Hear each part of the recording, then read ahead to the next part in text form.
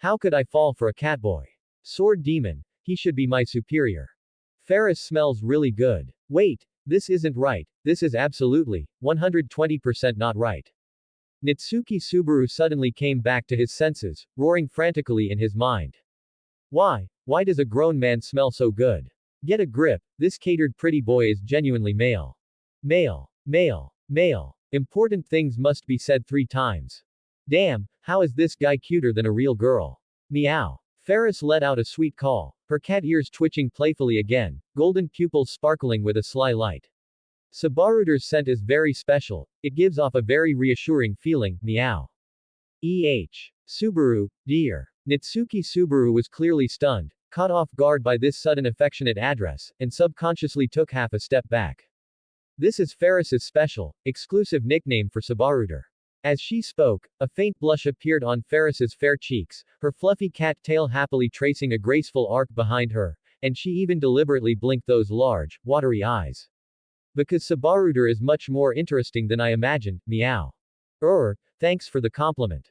Nitsuki Subaru managed a stiff smile, the corners of his mouth twitching unnaturally, while inwardly he was complaining frantically. Hey, you're a grown man, why are you blushing like a teapot? And this acting is too over the top. Also, what on earth is with this nickname? I feel like Subaru is badmouthing me in his head right now, meow. Ferris tilted her head, her large golden eyes sparkling with a mischievous light. Those fluffy cat ears twitched nimbly, and combined with that unbelievably delicate face, her whole being exuded an irresistible cute charm. What are you talking about? Although he tried his best to deny it, Nitsuki Subaru clearly felt his own guilt, his heart had indeed uncharacteristically skipped a beat. Looking at Ferris's pretty face at such close range, he felt all the blood in his body begin to boil uncontrollably again. Her warm breath brushed against his face, that faint, elusive fragrance mixed with a light lavender scent, making the surrounding air ambiguous. Seriously, bro, you smell amazing. Calm down, me. This guy is a boy. But why is he so damn cute? Nitsuki Subaru's internal theater was staging a fierce battle between heaven and man, all sorts of strange wordplays flashing through his mind. A manly obstacle, manhandling worries, a dialman, man fronting solutions, knowing the man and pressing on, man on top of man, reluctantly mounted, a strong man's lockman, self-preservation is hard, surrounded by men, spilled water is unremanable, in short, it's unmentionable. No. Stop this dangerous line of thought. Nitsuki Subaru complained frantically in his heart. Keenly sensing Nitsuki Subaru's wavering, the mischief in Ferris's eyes intensified, a sly arc playing on her lips, and she deliberately glanced towards Amelia. Meow meow, Subaru, if you fall for Ferris, Lady Amelia will be heartbroken, meow. Hey, who would fall for you? Nitsuki Subaru waved his hands in panic, roaring frantically in his mind. What a joke. How could I fall for a male catboy? Impossible, this is impossible, absolutely impossible. Even if he's that cute. Wait, what am I thinking? Subaru, don't be shy. Ferris covered her mouth with her sleeve and chuckled, her cat ears twitching happily, the tip of her tail even playfully curling into a small loop. Ferris can see it all, meow. I told you no. Stop talking nonsense. Nitsuki Subaru glared at Ferris. This damn male catboy. He's definitely doing it on purpose. Ahem, well. Amelia coughed lightly at the right moment, a somewhat helpless smile in her amethyst eyes, rescuing the embarrassed Nitsuki Subaru. Ferris, did you come here for something important?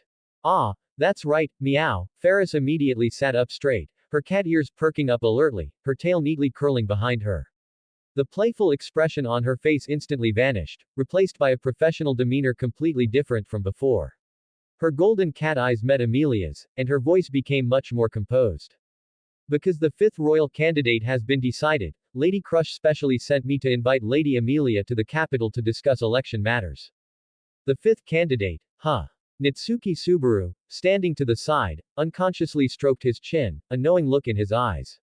He immediately remembered the golden-haired girl, Felt, whom he had met in the slums. Speaking of which, he had indirectly created the opportunity for Felt to become a candidate. If he hadn't brought Reinhard to deal with the Bell Hunter Elsa, the royal selection insignia wouldn't have lit up in front of Felt. Nitsuki Subaru clearly remembered the scene. The moment Felt touched the insignia, that token symbolizing the qualification for the royal selection suddenly burst with a dazzling red light. As the royal treasure of the Kingdom of Lugnica, the royal selection insignia was not only the core item for confirming a candidate's qualification but also the tangible manifestation of the dragon stone's prophecy.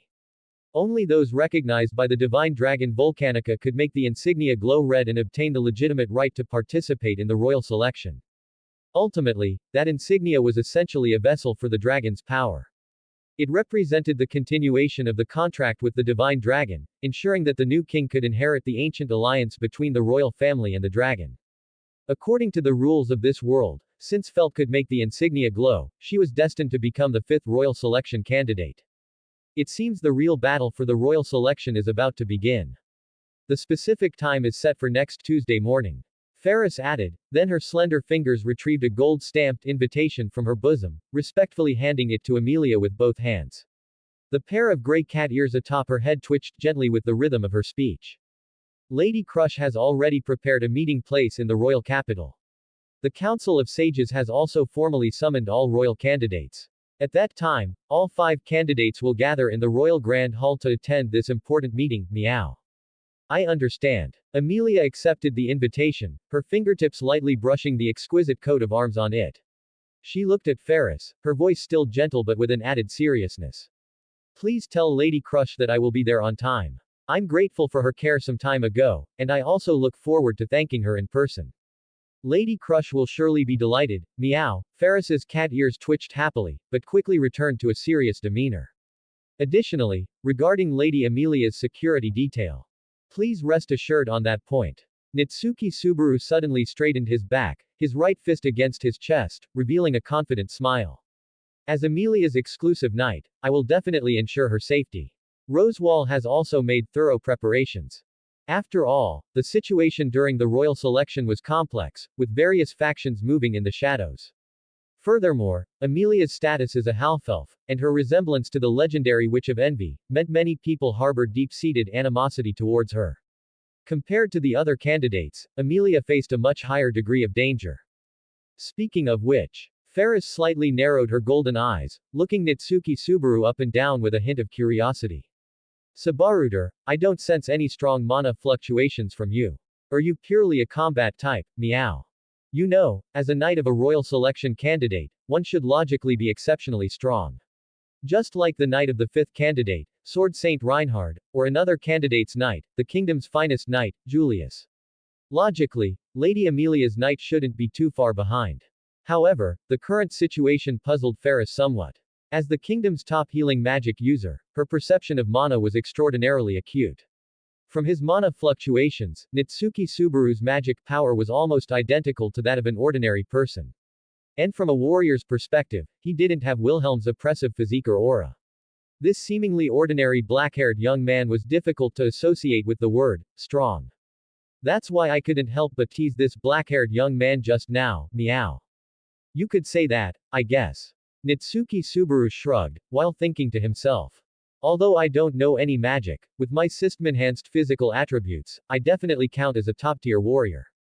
He is very strong, Amelia interjected from the side. Actually, I'm not that strong. Nitsuki Subaru scratched the back of his head, then showed a confident smile. But protecting Amelia is no problem. With my current level 18 strength, I should be more than capable of handling most crises. After all, the Nitsuki Subaru from the original work, who was an ordinary person, managed to navigate through it. I'm much stronger than him now. This strength was his confidence in protecting those important to him. Hee, what a reassuring statement, meow. Ferris covered her mouth with her sleeve and chuckled, her cat ears twitching happily. Then she added seriously, however, Subaruder, you must be careful. There are quite a few people in the royal capital staring at the candidates lately. I'm already prepared for that. Nitsuki Subaru's eyes suddenly sharpened like a blade, his voice deepening slightly. No matter who it is, as long as I'm here, no one will harm a single hair on Amelia's head. Thanks to his understanding of the original plot, he was more aware than Ferris of the crises they might face in the future. The tragedies he had witnessed in those loops were vivid in his memory, making his determination even stronger. This time, I absolutely will not repeat the same mistakes. To protect Amelia's smile, even if it's a god. I'll kill it for you. A very spirited declaration, meow. Ferris's golden eyes widened in surprise. Just in that instant, she clearly sensed an unusually dangerous aura emanating from Natsuki Subaru, like the oppressive feeling of facing a giant dragon alone. But when she looked closely, that feeling vanished without a trace, as if it were just an illusion. Strange. Was that? How could he have such a terrifying aura? Was it an illusion? Ferris twitched her ears in confusion, unable to figure it out for a moment, but quickly resumed her smile. I believe Subaru. Amelia's amethyst-like eyes were full of confidence in Natsuki Subaru. Although I'd love to spend more time with Lady Amelia and Subaruder, meow. Ferris stood up lightly, her skirt fluttering gently with the movement, her cat tail tracing a graceful arc behind her. But if I don't go back soon, Lady Crush will worry and won't be able to sleep at night. Natsuki Subaru looked at Ferris with a speechless expression, inwardly complaining. Just go already. If you stay any longer, my sexual orientation will be in serious trouble. To be stared at by Subaruder with such an intense gaze, I feel my face gradually heating up, meow. Ferris deliberately tilted her head, making the fluffy cat ears atop her head twitch lightly, her whole being exuding an irresistible cute charm. She even lightly tapped her reddening cheek with a slender finger, feigning shyness. Natsuki Subaru was completely speechless, a prominent vein throbbing on his forehead. Intense, my foot. This guy is definitely doing it on purpose, and why can he even fake blushing so convincingly? Outside the mansion, the evening glow coated the luxurious Earth Dragon carriage in a warm golden light. Ferris leapt lightly onto the driver's platform, her movements as graceful as a real cat, her skirt tracing a beautiful arc in the air. All right, if fate allows, see you in the royal capital. Ferris waved playfully at Natsuki Subaru and Amelia, her cat ears twitching happily with the movement. Subaruder, you have to remember to think of Ferris, meow. Air. Natsuki Subaru's mouth twitched uncontrollably, and he couldn't help but complain frantically in his mind. Who would think of you, a male catboy? I'm a man of steel, I like Amelia and Rem. Unless this guy was a real catgirl, that might be different. Wait, what am I thinking? Natsuki Subaru quickly shook his head, trying to drive these messy thoughts out of his mind. Lord Subaru. Wilhelm's steady voice came. He held the reins controlling the Earth Dragon, his sharp gaze directed at Natsuki Subaru. Mr. Wilhelm. Natsuki Subaru replied seriously, bowing slightly. Farewell. Wilhelm said briefly, then flicked the reins. With a clear neigh, the Earth Dragon powerfully pawed the ground, and the wheels began to turn slowly. After a few powerful pushes, the dragon carriage suddenly accelerated, reaching an astonishing speed in moments. The carriage kicked up a light dust on the stone path and soon became a distant black dot. Safe travels. Amelia waved goodbye gently, her silver hair fluttering softly in the evening breeze. That Ferris fellow is finally gone. Natsuki Subaru let out a long sigh of relief, his tense shoulders finally relaxing. He raised his hand to wipe the non-existent cold sweat from his forehead, looking relieved as the carriage gradually disappeared down the road. Finally, I don't have to deal with that troublesome male catboy anymore.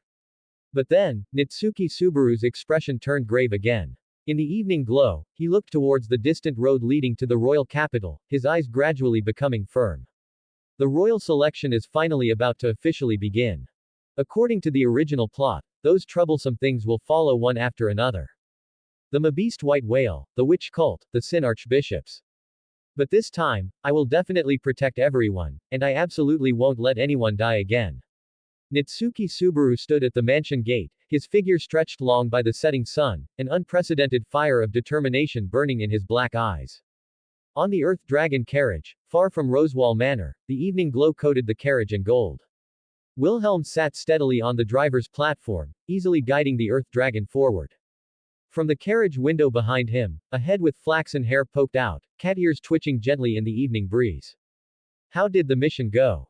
Wilhelm asked without turning his head. Of course, it went well. Ferris leaned against the window, her cat tail wagging happily. When has Ferris ever failed a task entrusted by Lady Crush? Wilhelm, you just worry too much. This kind of environment, in a way, is indeed the most suitable for secret talks. More importantly, meow, Ferris suddenly leaned closer, her cat eyes sparkling with curiosity. Ferris is quite surprised that Wilhelm would actually chat with that young man. Doesn't Wilhelm hate talking to people the most? That is a very absurd misunderstanding. Wilhelm's voice remained steady. Oh, is it? I'm sorry. Ferris drawled, her cat ears twitching slyly. Compared to talking, Wilhelm just prefers cutting people down, meow. Quote. That is also a serious misunderstanding. Wilhelm's reply was short and forceful. Faced with such teasing, Wilhelm's flat reaction made Ferris pout her lips in dissatisfaction. Wilhelm is so boring, meow. Was talking to Ferris more unpleasant for you than talking to that young man just now? Ferris looked at Wilhelm ahead, her small pink tongue sticking out playfully. Although I can't see anything special about him, you admire him that much. Wilhelm slowly looked up, his deep gaze directed towards the distance. His potential is immeasurable. Ferris's cat ears twitched, and she tilted her head with an incredulous expression. Wilhelm actually gives such a high evaluation, meow. Wilhelm didn't answer immediately, merely gazing at the gradually disappearing silhouette of the mansion in the distance. That young man's eyes hold something special. What is it, meow? Ferris asked curiously. It's determination. Wilhelm's voice was as heavy as steel. The kind of determination to protect something at all costs. I've seen too many eyes like that on the battlefield. Wilhelm, Ferris suddenly narrowed her eyes mischievously. You're not going to say something like, he may not look like much, but he's actually very strong, or you like seeing your younger self. Precisely. Wilhelm, driving the Earth Dragon, suddenly lowered his voice. He has the scent of blood and fire on him. That's a quality only those who have truly crossed life and death can possess. Ferris's golden eyes widened in surprise. Wilhelm is actually actively evaluating someone. But that Subaruder clearly looks very ordinary, meow. Appearances are often the most deceptive. He seems full of openings, yet he gives me an unusually dangerous feeling. Saying this, Wilhelm's gaze turned to the distance. I really don't understand, meow. Ferris tilted her head, a look of confusion on her face. That young man is no ordinary person, he's a true warrior. Wilhelm's voice was steady and powerful, his hand holding the reins unconsciously tightening. His stance looks casual, but in reality, he can erupt with full force at any moment. Deep within his eyes lies the sharpness honed through life and death struggles. Most importantly, Wilhelm paused slightly, the setting sun plating his profile with a dark golden hue. He carries a strong scent of blood, not the kind one gets from ordinary battles. Scent of blood. Ferris's cat ears perked up alertly. How come Ferris didn't smell it? I only felt that his scent was very comfortable, meow. That's why you don't understand. Wilhelm shook his head. That's the scent left only after slaying powerful beasts. I saw similar things on the battlefield in my youth. Only those who have crawled out of mountains of corpses and seas of blood would be like that. Wow. Ferris's mouth opened wide in exaggeration. Is Wilhelm actually praising someone? Is that ordinary-looking Subaruder really that amazing? Not amazing. Wilhelm chose his words carefully, a rare occurrence. Dangerous. Like a sharp sword hidden in its scabbard. It looks harmless, but once unsheathed, it will surely draw blood. But Ferris sensed with healing magic that although his body is strong, he doesn't have particularly strong mana fluctuations. Ferris said, stroking her chin thoughtfully to Wilhelm, who was driving the Earth Dragon carriage ahead. That's why you magic users rely too much on mana perception. Wilhelm said faintly, his gaze still fixed on the road ahead. Then according to Wilhelm's standards, Ferris's golden eyes darted around, then she asked again, compared to Wilhelm, who is stronger, Subaruder or you, meow.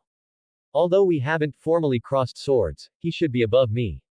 Wilhelm replied decisively, his voice carrying an unquestionable certainty. This answer made Ferris's cat ears instantly stand on end, her eyes widening, her voice slightly raised in surprise, meow. Wilhelm, you say that. Subaruder's strength is even greater than yours. You know, Wilhelm was a legendary figure known as the Sword Demon, a powerhouse who had once defeated the previous Sword Saint. Even if he was no longer in his prime and his strength had declined, for Natsuki Subaru to receive such a high evaluation from him was truly unbelievable. Ferris narrowed her eyes, her gaze burning as she stared at the broad back on the driver's platform. To be evaluated so highly by the Sword Demon Wilhelm van Astria, it's truly unbelievable, meow. The Earth Dragon carriage gradually receded under the setting sun, the sound of its wheels on the stone path particularly clear in the quiet dusk. Ferris thoughtfully withdrew her gaze, her cat ears twitching gently. Although she still found this unexpected evaluation incredible. Honestly. Ferris suddenly broke into a sly smile, her cat tail wagging happily. Wilhelm made him sound so incredible, Ferris must properly examine Subaruder next time, meow. The setting sun stretched the shadow of the Earth Dragon carriage long, casting a lengthy silhouette on the stone path. Inside the carriage, the two were lost in their own thoughts, only the sound of the wheels echoing in the dusk. GhostPatreon.com/Walnutchin. 2 comments 0 vote. Pissed. Download the app for additional rewards. More events, more perks. Winning you more free perks. Download now. Walnutchin. Download app now. Don't move, okay. A little reward for Subaru. The night deepened, and the room was lit with warm lamplight. It had been a long time since nightfall, and the starlight outside the window twinkled quietly. During this period, Nitsuki Subaru's life had been exceptionally fulfilling. During the day, he had to fulfill his duties as a knight, accompanying Emilia in handling various affairs. At night, he unfailingly studied the writing of this other world. Not only that, but the meticulous Rem had also created a detailed study plan for him. From complex imperial history to cumbersome knightly etiquette, the schedule was packed. This is even more troublesome than killing monsters to level up. Nitsuki Subaru couldn't help but sigh. But there was no helping it, these were all things a knight had to master. Studying, no matter which world, is always such a headache. Nitsuki Subaru rested his head on the desk, unable to stop himself from recalling the predicament he was in when he was first summoned to this other world. At that time, he couldn't even understand the basic characters and had suffered quite a bit to help Emilia find her insignia. And now, Emilia was one of the royal selection candidates, and as her knight, wouldn't it be too embarrassing if he couldn't even read or write? No, no. How can I be defeated by such a small thing? Nitsuki Subaru suddenly sat up straight, forcefully patting his cheeks to drive the lazy thoughts from his mind. Alright, today I also have to be spirited and continue studying. Saying this, Nitsuki Subaru opened the pink notebook placed on the table. This was given to him by Ram previously, to practice writing and record daily events. The first dozen or so pages were densely filled with crooked practice characters, but as time went on, his writing gradually became more fluent, and he even began to try recording daily events using the characters of this other world. Although the characters are still a bit ugly, at least they're legible now. Nitsuki Subaru looked at his study results with satisfaction, the corners of his mouth unconsciously turning up. Although the process was difficult, he didn't dislike this feeling of effort. Whether it was the improvement in his own strength from completing daily system tasks or the accumulation of knowledge, every bit of progress made him feel fulfilled. Alright, let's write something today too. Nitsuki Subaru casually waved his hand, and a ballpoint pen appeared out of thin air in his palm. This was taken from his system inventory, a random reward from completing daily tasks previously. Rem, Emilia, Ram, Beatrice, Puck, Mule. Nitsuki Subaru muttered these familiar names softly while seriously writing on the paper, the tip of the pen gliding across the paper, making a rustling sound. Pat, pat. Just as Nitsuki Subaru was fully focused on writing, a gentle knock sounded at the door. Who could it be at this hour? Is it Ram or Rem, coming to check on my studies? Thinking this, Nitsuki Subaru put down his pen, his gaze turning to the door. Please come in. The door slowly opened, and first, a strand of silver, moonlight-like hair flowed in from the crack. The half-elf girl, wearing a light purple silk nightgown, stood outside the door. The loose fabric billowed gently with the night breeze, outlining her slender figure. Her waterfall-like silver hair was not tied up as usual but cascaded smoothly over her chest, a few strands playfully resting on her shoulders, shimmering like pearls in the candlelight. Emiliachan. Nitsuki Subaru was stunned. He had originally thought it was Ram or Rem coming to tutor him, but unexpectedly, the one standing outside the door was Emilia.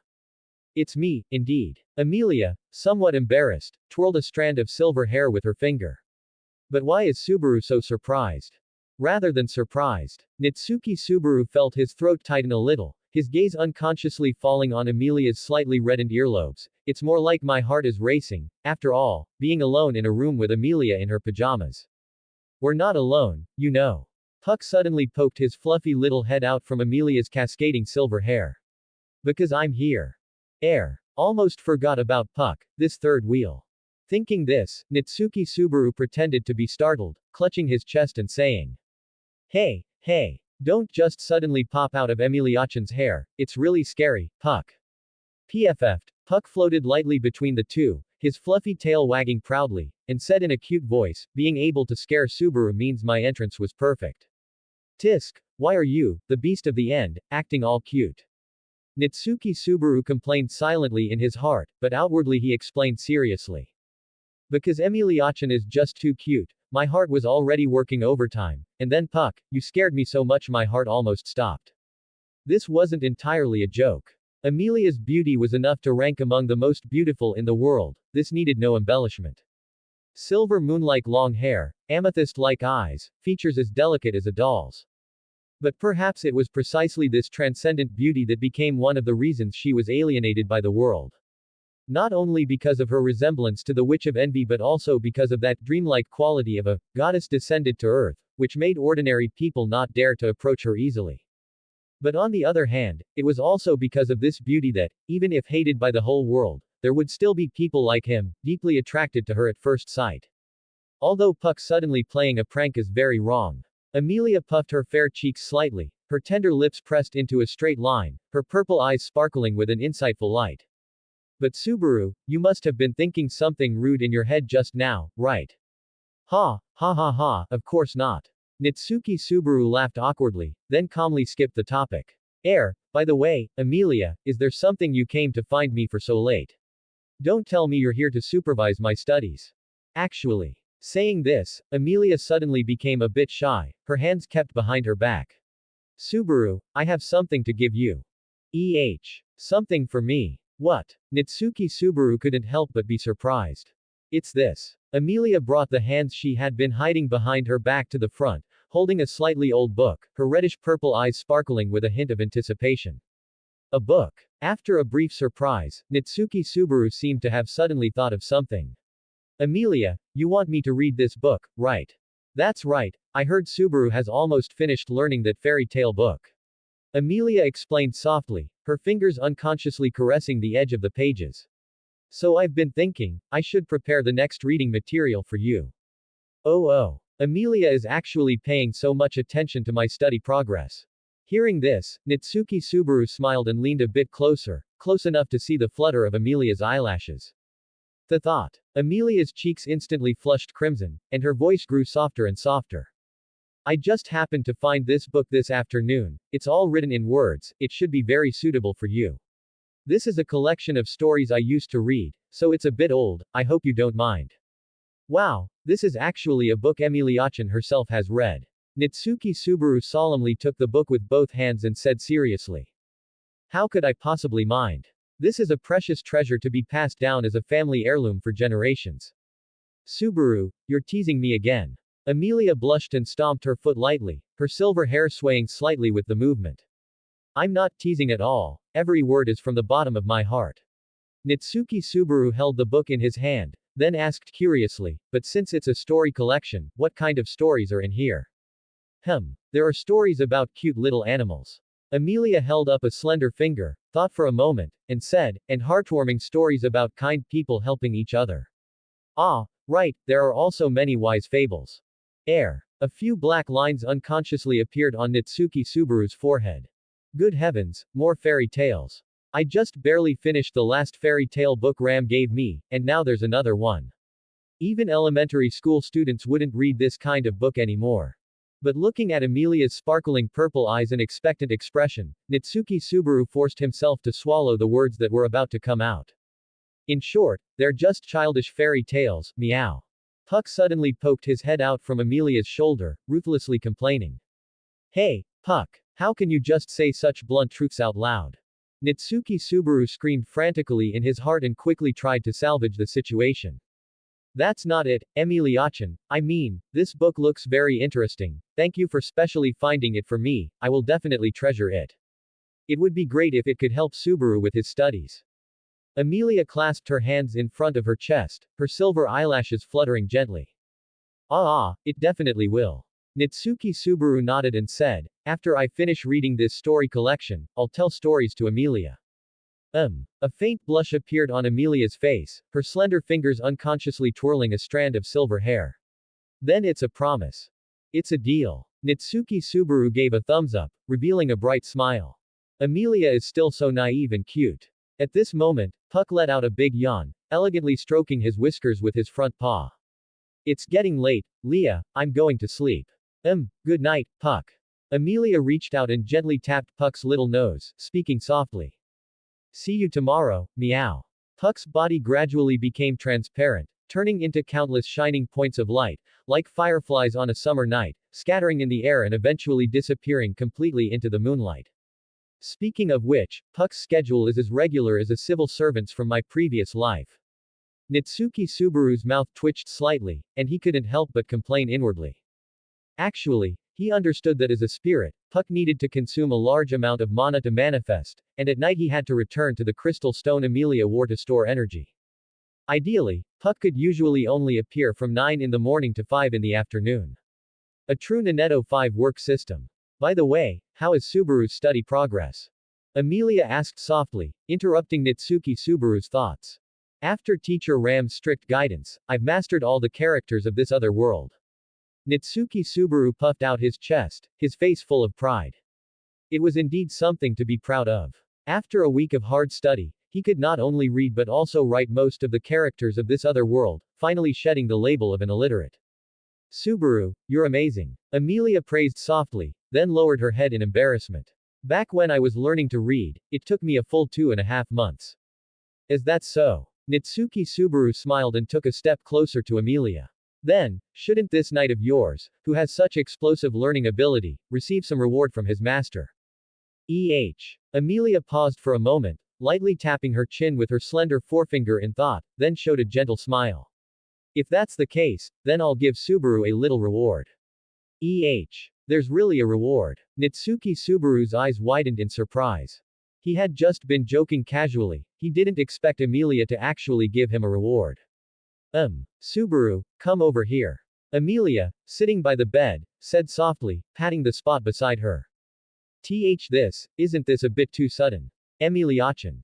Nitsuki Subaru was suddenly at a loss, his cheeks burning. Could it be? Is it really what I'm thinking? But this is too sudden. Although I'm looking forward to it, shouldn't we first? Nitsuki Subaru felt his brain starting to run wild uncontrollably. Subaru, don't dawdle, come over quickly. Amelia frowned slightly, her tone carrying a gentleness that brooked no refusal. Okay. Nitsuki Subaru swallowed hard and slowly moved to sit down beside the bed, his hands nervously placed on his knees. Subaru, can you turn sideways a bit? Amelia stood up and said. Like this. Nitsuki Subaru obediently turned sideways, but inadvertently caught a sight that made his breath catch. From this upward angle, Amelia's delicate collarbones were faintly visible at the loose neckline of her nightgown, as beautiful as a crescent moon. With her slight breathing, the thin silk fabric outlined the girl's budding, yet already curvaceous, figure. Even more irresistible was that face, so close. Her silver eyelashes trembled like butterfly wings in the lamplight, her amethyst-like eyes reflecting the flickering candlelight, her tender pink lips slightly pursed with a somewhat focused expression. Don't move. Amelia said softly, her slender fingers gently pressing on Nitsuki Subaru's shoulder, the warmth from her fingertips making him stiffen all over. Hey, this angle is too unfair. Nitsuki Subaru felt all the blood in his body boiling, his ears so hot they felt like they were about to burn. The patch of snow-white skin revealed by Amelia's nightgown collar glowed like a pearl in the candlelight, her gently rising and falling chest, paired with that innocent yet breathtakingly beautiful face. GhostPatreon.com/walnutchan. 1 comments 0 vote. Only children make choices, adults want it all. New skill acquired. Such a cute expression paired with this angle, even if a saint came, he wouldn't be able to hold back. Thinking this, Nitsuki Subaru frantically sat up with his hands, his voice an octave higher.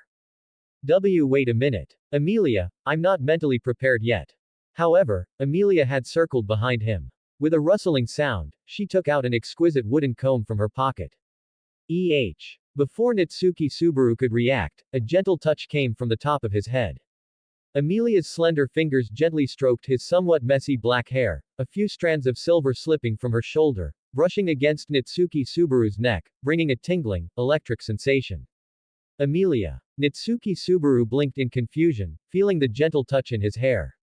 As a reward, I'll comb Subaru's hair for him. Amelia's voice came from behind, laced with a gentle smile. After all, Subaru's hair is always so messy. So this is the reward. Nitsuki Subaru instantly deflated like a punctured ball, muttering under his breath, I thought.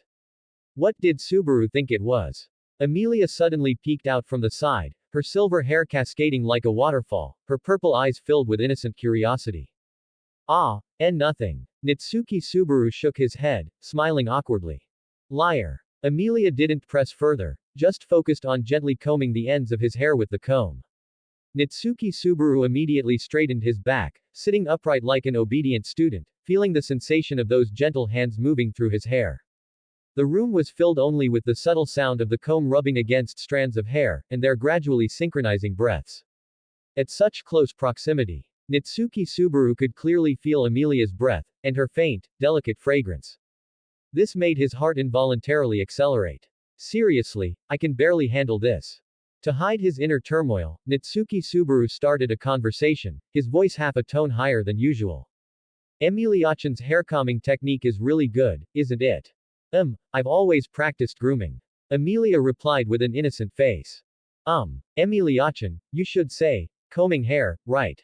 Nitsuki Subaru corrected somewhat helplessly, saying, grooming, sounds like you're taking care of a small animal. Subaru has a point. Amelia held up the small comb in her hand, explaining innocently, but this is the comb I usually use to groom Puck. The corner of Nitsuki Subaru's mouth twitched unnaturally, and he was momentarily speechless. It's actually Puck's comb, damn it. She really is treating me like a spirit. What's wrong, Subaru? Amelia stopped her movements, tilting her head in concern as she asked. Nothing. Nitsuki Subaru hurriedly changed the subject. I just think Amelia-chan's hair looks particularly glossy today. Moonlight streamed through the window, plating Amelia's silver hair with a soft silver sheen, even the ends of her hair shimmered with a dreamlike halo. Does it? Amelia gently fiddled with her hair. Of course, it's simply like an angel's halo. Nitsuki Subaru clasped his hands together, teasing, Amelia-chan is like an angel descended to earth. Honestly, Subaru, you're saying such embarrassing things again. A faint blush appeared on Amelia's cheeks, and she unconsciously lowered her head. Because Amelia-chan is really too cute. Nitsuki Subaru said with a teasing smile. Honestly, Subaru, don't always joke around with me, Amelia said, puffing her cheeks in embarrassment. I'm serious, Nitsuki Subaru was about to say something. Just then, the room door was suddenly pushed open. Excuse me. Rem stood quietly at the door, her blue eyes shifting between the two, Subaru and Lady Amelia. It seems Rem has come at an inopportune time. What's with this inexplicable feeling of guilt? It's almost like being caught in the act. Realizing this, Nitsuki Subaru immediately sat upright and said. No, Rem, you've come at just the right time. Tu was just helping Subaru tidy his hair. Seeing Rem appear, Amelia, as if waking from a dream, put away the comb, her ears turning completely red. Lady Amelia needn't explain. Rem curtsied slightly. Subaru has been studying very hard lately. It's only natural for Lady Amelia to be concerned about Subaru. Since Rem is here to tutor Subaru, I won't disturb you then. Amelia stood up, her long silver hair tracing a graceful arc in the air. Subaru, you must study hard. Amelia's departing footsteps gradually faded, and the room fell into a subtle silence for a moment. To ease the awkward atmosphere, Nitsuki Subaru blinked and said to Rem. By the way, Rem, I've recently learned a new skill. I can read and write at the same time. Although it's as useless as Subaru's previous teaching skills. Rem tilted her head thoughtfully, but it's really impressive. The praise in the latter half doesn't make up for the blow in the first half at all. Nitsuki Subaru clutched his chest exaggeratedly, feigning injury. However, Subaru has been really diligent lately. Rem gazed at Nitsuki Subaru, speaking softly, studying late every day. After all, Nitsuki Subaru suddenly straightened his back, proudly giving a thumbs up with his right hand, his eyes sparkling with confidence. I'm a man with demonic assistance. If it weren't for you and Ram teaching me so patiently and meticulously during this time, I probably wouldn't even recognize the simplest characters by now. Subaru is too modest. Rem covered her mouth and chuckled, the corners of her blue eyes curving slightly. It's mainly thanks to sister's excellent teaching. But Subaru is indeed a fast learner. You got all 30 new characters right in today's dictation, the ones I taught you yesterday. Isn't that because Rem taught me well? Nitsuki Subaru paused, then continued, speaking of which, the method you taught me is really useful, turning those complicated characters into interesting stories. As long as it's helpful to Subaru. Rem nodded seriously, however, Subaru still needs to hold the pen correctly when writing. I just saw your wrist was too tense again. Ahaha, you noticed. Nitsuki Subaru scratched his head in embarrassment. I always unconsciously use all my strength, but Rem, you're really observant. Because. Rem's voice softened, gentle ripples appearing in her blue eyes. Rem will always be by Subaru's side, so these small things must be kept in mind. Nitsuki Subaru looked at the gentle and considerate blue-haired girl before him, momentarily speechless. And so, in this warm atmosphere, Rem continued to patiently guide Nitsuki Subaru in learning the characters of the other world. Time slipped by quietly as knowledge was imparted, and the night outside unknowingly reached its end. When the last bit was learned, Nitsuki Subaru let out a long sigh. Ah, it's finally done. I learned so many new characters today, my head feels like it's about to explode. Let Rem massage Subaru's shoulders. You've worked hard studying today. Rem gracefully moved behind Nitsuki Subaru, her slender fingers lightly resting on his shoulders. Rem's shoulders are stiff too. Wow. Nitsuki Subaru turned around in surprise, his face full of emotion. Rem is actually offering to do this. But really, thank you so much, you don't have to take care of me like this. Because. Rem's voice was soft as water, like a wind chime tinkling in a corner in the night breeze, her slender fingers gently pressing on Nitsuki Subaru's tense shoulders and neck. Being able to take care of Subaru like this makes Rem very happy. Every time I see Subaru working hard and seriously, Rem's heart fills with boundless strength. Thank you, Rem. Nitsuki Subaru felt the gentle touch on his shoulders and unconsciously closed his eyes. Rem's fingertips seemed to carry magic, soothing away all his fatigue bit by bit. In this quiet moment, two equally beautiful figures appeared in his mind. The gentle and kind Amelia, and the blue-haired girl before him, taking care of him meticulously. If one day I had to choose between them. The moment this thought emerged, Nitsuki Subaru felt hesitant. This was simply a final choice even harder than a strategic victory. Subaru. Rem keenly sensed Nitsuki Subaru's abnormality, her hand movements pausing. Did Rem press too hard? Ah, no. Nitsuki Subaru hurriedly shook his head, gently looking at the blue-haired girl beside him and explaining, I was just thinking, it's so wonderful to have met Rem. Rem too. Rem's fingers paused slightly, then continued to massage even more gently, her voice laced with unconcealed joy. Nitsuki Subaru tilted his head slightly, and Rem's focused profile came into view. Moonlight streamed through the window, sprinkling silvery specks on her blue hair. Her long eyelashes cast faint shadows on her cheeks, and a subtle smile played on her lips. A firmer thought rose in Nitsuki Subaru's heart. Only children make choices, adults want them all. I must become stronger. Nitsuki Subaru unconsciously clenched his fists, a fiery flame igniting in his eyes, its light seemingly capable of illuminating the entire night sky. Strong enough to protect everyone's smiles, to give these cherished girls a warm and happy home. PFF'd. Kasaka's toxic fang short sword cut through the air, its sound rising and falling in the dim forest. Nitsuki Subaru's figure moved like a phantom among the Mabeast pack, every flash accompanied by a cold glint. This was a pack of Mabeasts called Gurtirama. After this period of study, Nitsuki Subaru had gained a considerable understanding of the various Mabeasts in this other world. Gurtirama had lion-like heads, the bodies of horses or goats, snake-like tails, and colossal sizes comparable to an entire forest path. I have to say, the number of Mabeasts in this forest is truly astonishing. Nitsuki Subaru fought while recalling knowledge about these Mabeasts. In folklore, people attributed Mabeasts to the creations of the Witch of Envy, Satella, believing she created them to destroy humanity. But the truth was, they originated from the goodwill of the most ancient witch, Daphne, artificial life created to eliminate hunger in the world.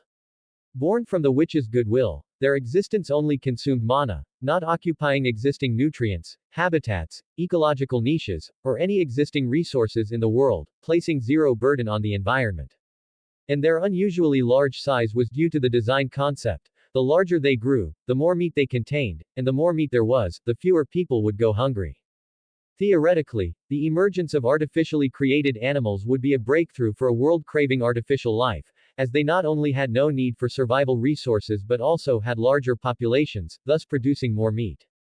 However, it was precisely because of these two characteristics that Mabeasts themselves eventually became a plague in this world, violating the purpose for which they were originally created, and exacerbating the threat of hunger they were meant to eliminate. Not to mention, mabeasts tasted disgusting, meaning that unless someone was on the verge of starvation, they would not try to eat them. Generally, no one would. Furthermore, there was an important point: ordinary humans were simply no match for mabeasts. These mabeasts were not only much larger than ordinary wild animals but also more aggressive, and some individuals even possessed magical abilities. Usually, even experienced mercenary groups or regular armies were unwilling to easily provoke these troublesome creatures, as hunting mabeasts was both dangerous and offered little practical benefit. Someone like Nitsuki Subaru, who proactively ventured deep into the forest to hunt mabeasts, was an anomaly. You know, in this other world, most humans facing mabeast threats would choose the safest approach, setting up barriers and constructing defense lines to isolate mabeasts from safe areas. But Nitsuki Subaru was different. He needed experience points, urgently needed to level up. Ever since that time in the dungeon instance where he leveled up 10 times in a row, he had been obsessed with this rapid method of becoming stronger. Unfortunately, the dungeon key was now used up, so he could only turn his attention to this perilous forest.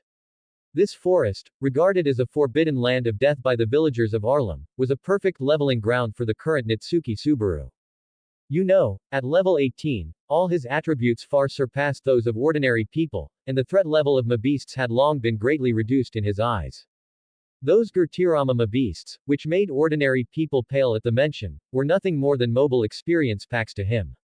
Roar. A deafening beastly roar suddenly erupted, and a Gurtirama burst out from the bushes in an attack. This mabeast, its size comparable to a small mountain, displayed astonishing agility, its sharp claws tearing through the air, bringing with them the aura of death as it pounced. Just in time, Nitsuki Subaru advanced instead of retreating, his legs suddenly exerting force. In the instant the mabeast's claws were about to reach his face, his figure suddenly blurred, becoming an afterimage as he shifted several feet to the side. PFF'd. Kasaka's toxic fang short sword flashed with cold light, accurately piercing the most vulnerable part of the mabeast's throat. Accompanied by a mournful cry, the system prompt arrived as expected. Notification. Plus 5-6 experience points. Notification. Level up. Notification. Obtained skill sprint. Sure enough, the higher my own level, the less experience I get. Nitsuki Subaru flicked the bloodstains off his short sword, pouting slightly in dissatisfaction. But, after these few days of effort, I've at least leveled up once. 5 or 6 days had passed since Ferris and Wilhelm visited the mansion. Before setting off for the royal capital, every bit of strength improvement was precious. Therefore, after completing the system tasks every day, Nitsuki Subaru would punctually come to this forest to farm monsters. This was both an excellent opportunity to improve his own strength and to eliminate potential threats for Arlem village. Although Rosewall had set up a protective barrier at the edge of the forest, Nitsuki Subaru knew very well that magical barriers were not foolproof. Once a loophole appeared in the barrier, these ferocious mabeasts could threaten the lives of the villagers at any time. As his strength continuously improved, Nitsuki Subaru's mentality also underwent subtle changes. The anxiety and unease he once felt about future powerful enemies were gradually fading, replaced by increasingly firm confidence. Every precise swing of his sword, every system upgrade prompt, brought Nitsuki Subaru one step closer to his goal of protecting those important to him. Let's see the newly acquired skill. With a thought, Nitsuki Subaru called up the details of the acquired skill. Sprint LV1. Movement speed increased by 50%, lasts for 30 seconds. Cooldown. 3 minutes. Mana cost. 50 points. Details. Skill effect enhances with user's level. Interesting, this is the first skill that requires mana consumption. Nitsuki Subaru thoughtfully stroked his chin, thinking to himself, it seems mana points are finally going to be useful. Although it was just a simple speed-up skill, as the first active skill, its strategic value could not be underestimated. In the ever-changing battlefield, even a 0.1 second speed advantage could determine life and death. What was even more exciting was that the effect of this skill would continuously enhance with level increases. But, speaking of which, I'm now level 19, and I'll soon break through the level 20 mark. A gleam of excitement flashed in Nitsuki Subaru's eyes. At that time, I'll be able to unlock the system shop and buy recovery potions and powerful equipment. My strength will also see further improvement. Feeling the surging power within his body, Nitsuki Subaru clearly realized that the gap between himself and those top-tier powerhouses was rapidly shrinking. This growth rate was something ordinary people could never achieve through conventional training. If Sword Saint Reinhardt is considered a cheat-like existence. A confident arc formed on Natsuki Subaru's lips, then am I, with the system, not another form of cheat. Admittedly, Reinhardt possessed hundreds of divine protections, and it was no exaggeration to call him the favored son of this world. However, in terms of pure physical strength, he, who had undergone all-around attribute enhancement, actually had the upper hand. More importantly, he possessed infinite growth potential. I can level up alone, the advantage is ultimately mine. As his voice fell, Natsuki Subaru's figure had already disappeared from the spot. Deep in the forest, there were more experience packs waiting for him to harvest. Ghostpatreon.com/walnutchin. 1 comments 0 vote. Betty has absolutely nothing to do with you, in fact. The night deepened, Rosewall Manor was enveloped in tranquility. Natsuki Subaru, who had just leveled up again during the day, was in high spirits. As usual, he sat at his desk studying the characters of this other world. Ram and Rem must be very busy tonight. Natsuki Subaru picked up a thick historical tome, gazing at the moonlight outside the window and muttering to himself. As Rosewall's capable assistants, the twin-maid sisters had domain affairs to handle. Especially considering that in 2 days, they would depart for the royal capital with Amelia and the others, Ram would be left alone to guard the mansion, and many tasks needed to be arranged in advance. Enough thinking, let's read. Stories about dragons. And stories about witches. Natsuki Subaru flipped through the pages, those familiar words once again meeting his eyes. Satella, who brings suffering to the world in the name of envy, all who see her shall not live. Under the witch's command are beasts far beyond human power to resist, feeding on fear, delighting in slaughter. Where beasts appear, ruins remain, where the witch passes, nothing is left. All that the survivors know is the expansion of the destroyed continent. So this is the witch of envy. Natsuki Subaru murmured. Through these words, he could clearly feel the people's bone-deep fear of the witch of envy. Satella, that is, the witch of envy, her very existence was a disaster. 400 years ago, she went berserk due to the loss of control over her witch factor, devouring half the world, and was finally sealed by the divine dragon, the great sage, and the first sword saint. Even in her sealed state, the witch of envy's residual power could still affect the real world. People's fear and hatred for Satella had long been ingrained in their bones, becoming a taboo passed down through generations. Her name became the most vicious curse, merely mentioning the 3 characters, Satella, in public would incur severe punishment. Parents used her legends to scare disobedient children, poets used obscure metaphors to hint at her terror, and even the kingdom's laws explicitly forbade the dissemination of any information related to her. Thinking of Amelia's resemblance to the witch of envy, Natsuki Subaru couldn't help but clench his fists. This time, when we go to the royal capital, with me around, Amelia will definitely not be harmed. Natsuki Subaru irritably closed the thick historical tome, then picked up the well-worn fairy tale collection. This was a gift from Amelia. These fairy tales, it seems there's nothing new to them anymore. Natsuki Subaru sighed, deciding to change his study method. Maybe I should practice writing. However, after writing for only a short while, those familiar characters began to dance before his eyes.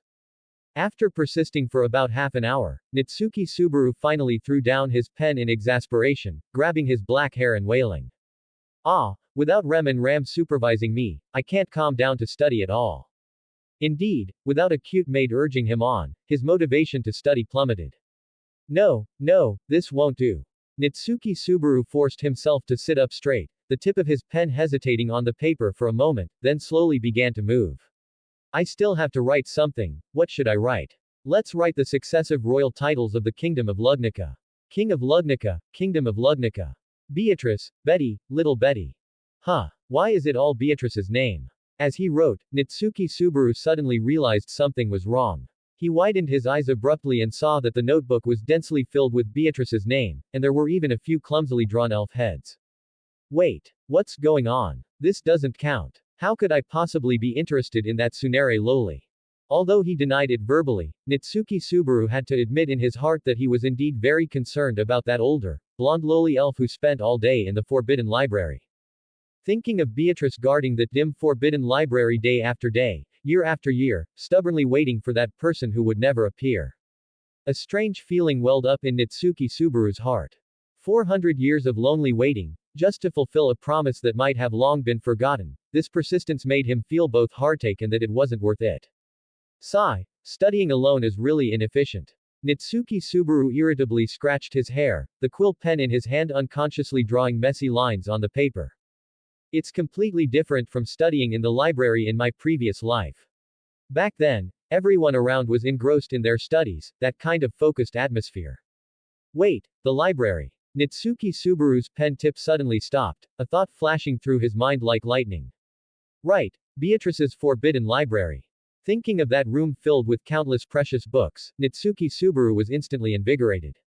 Studying in that environment surrounded by bookshelves would definitely be much more efficient. Although he might anger Beatrice with his sharp tongue, it was still better than being cooped up alone in his room. Moreover, perhaps he could keep that lonely elf company.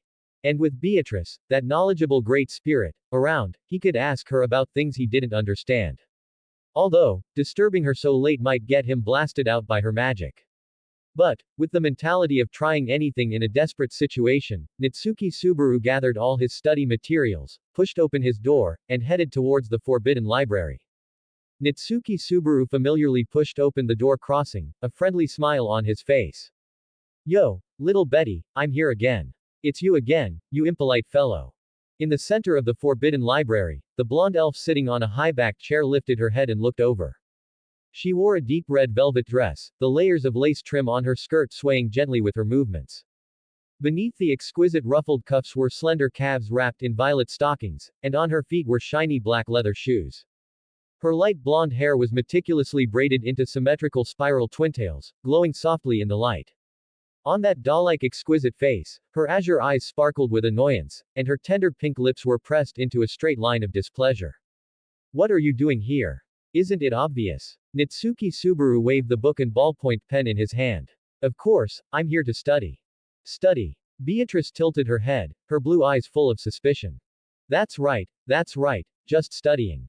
Nitsuki Subaru said as he found a spot near a bookshelf and sat down cross-legged. Although sitting on the floor is a bit uncomfortable. But, I don't think little Betty would be willing to lend me her seat, so I'll just make do. Why would Betty lend you a seat? Beatrice glared at Nitsuki Subaru, then suddenly reacted, wait. How did you just sit down on your own? This is infuriating. What's our relationship? Besides, you should support me when it comes to studying. Nitsuki Subaru waved his hand, speaking to Beatrice with a cheeky grin. You're clearly the Forbidden Library's administrator, yet you're so stingy. How cunning.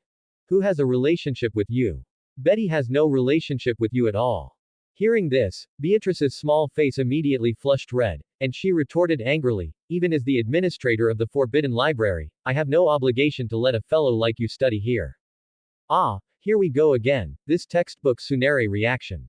After getting along for so long, he had long figured out Beatrice's personality. No matter how harsh her words, she was actually very soft-hearted. Nitsuki Subaru chuckled inwardly, then explained to Beatrice in a serious tone. But in my hometown, libraries are the most suitable places for studying, and the librarians there always welcome everyone to study in the library. Quote. What nonsense, honestly. Beatrice turned her face away, her twintails swaying gently with the movement, but Nitsuki Subaru keenly noticed her ear tips were slightly red. Seeing Beatrice's attitude was still firm, Nitsuki Subaru had no choice but to play his trump card. Look, this is the result of my hard practice. Saying this, he handed the paper filled with writing to Beatrice. I really want to study hard. Ram and the others are busy today, so no one is supervising me. Just make an exception, Biko, the cutest little Betty-sama. If you can't study without supervision, your self-control is too poor. Beatrice glanced at Nitsuki Subaru with disdain. Although she said that, Nitsuki Subaru keenly noticed her gaze lingered on the page for several extra seconds. And, who allowed you to call Betty by such a strange name? Doesn't calling you that make it seem more intimate? Nitsuki Subaru replied without batting an eye. What's intimate about it? Beatrice's small face instantly flushed bright red, her twintails even perking up in anger. Betty doesn't want to act familiar with a fellow like you. HMPH. She really is a textbook Tsunere. She's clearly softened already, yet she still has to put on a fierce act. Nitsuki Subaru chuckled inwardly. Wait. Beatrice suddenly widened her azure eyes, snatched the paper, and her voice abruptly rose an octave. You're practicing writing, why are you writing Betty's name? Only then did she realize that the entire page was densely filled with the three characters of Beatrice's name. Well, about that. Nitsuki Subaru scratched his head. To be honest, I'm not too sure myself. I was just writing, and when I came to, the whole page was already filled with your name. Saying this, Nitsuki Subaru deliberately paused, winked at Beatrice, and said, well, aren't you touched? Touched by what? Writing Betty's name with such ugly handwriting is simply the height of impoliteness. Although she said that, Beatrice rarely kicked Nitsuki Subaru out immediately, and Nitsuki Subaru clearly saw the corners of her mouth twitch upwards slightly. She's clearly very happy, yet she still has to pretend to be angry. Thinking this, Nitsuki Subaru winked, deliberately looking at Beatrice with expectant eyes and said, that's too strict. But as long as I practice diligently, my handwriting will definitely improve. Who wants you to practice writing Betty's name, HMPH? Beatrice muttered softly, her cheeks slightly flushed. Anyway, just let me study here, please, the cutest little Betty in the whole world. Nitsuki Subaru clasped his hands together, making the most sincere request, while simultaneously calculating in his mind. Having said this much, she shouldn't be able to find a reason to refuse, right? If you can guarantee to be quiet and not make any noise. Beatrice turned her face away, her fingers unconsciously twirling the ends of her hair. If you dare to make too much noise, Betty will absolutely show no mercy and kick you out. Oh, understand. Having received permission, Nitsuki Subaru immediately and obediently leaned against the bookshelf, but his gaze couldn't help but fall on Beatrice. Although Beatrice always looked sharp-tongued and cold, as long as he pestered her with requests, she would eventually soften and agree. She was clearly an older lowly-level great spirit who had lived for several hundred years, yet she always showed such cute reactions. It was really hard to dislike such a Beatrice. Indeed, Beatrice like this was the best. Thinking this, Nitsuki Subaru unconsciously broke into a smile. Hey, what's with that expression? Beatrice suspiciously stared at Nitsuki Subaru. What expression? Nitsuki Subaru played dumb. It's that silly smiling expression. Beatrice said angrily, it's infuriating just looking at it.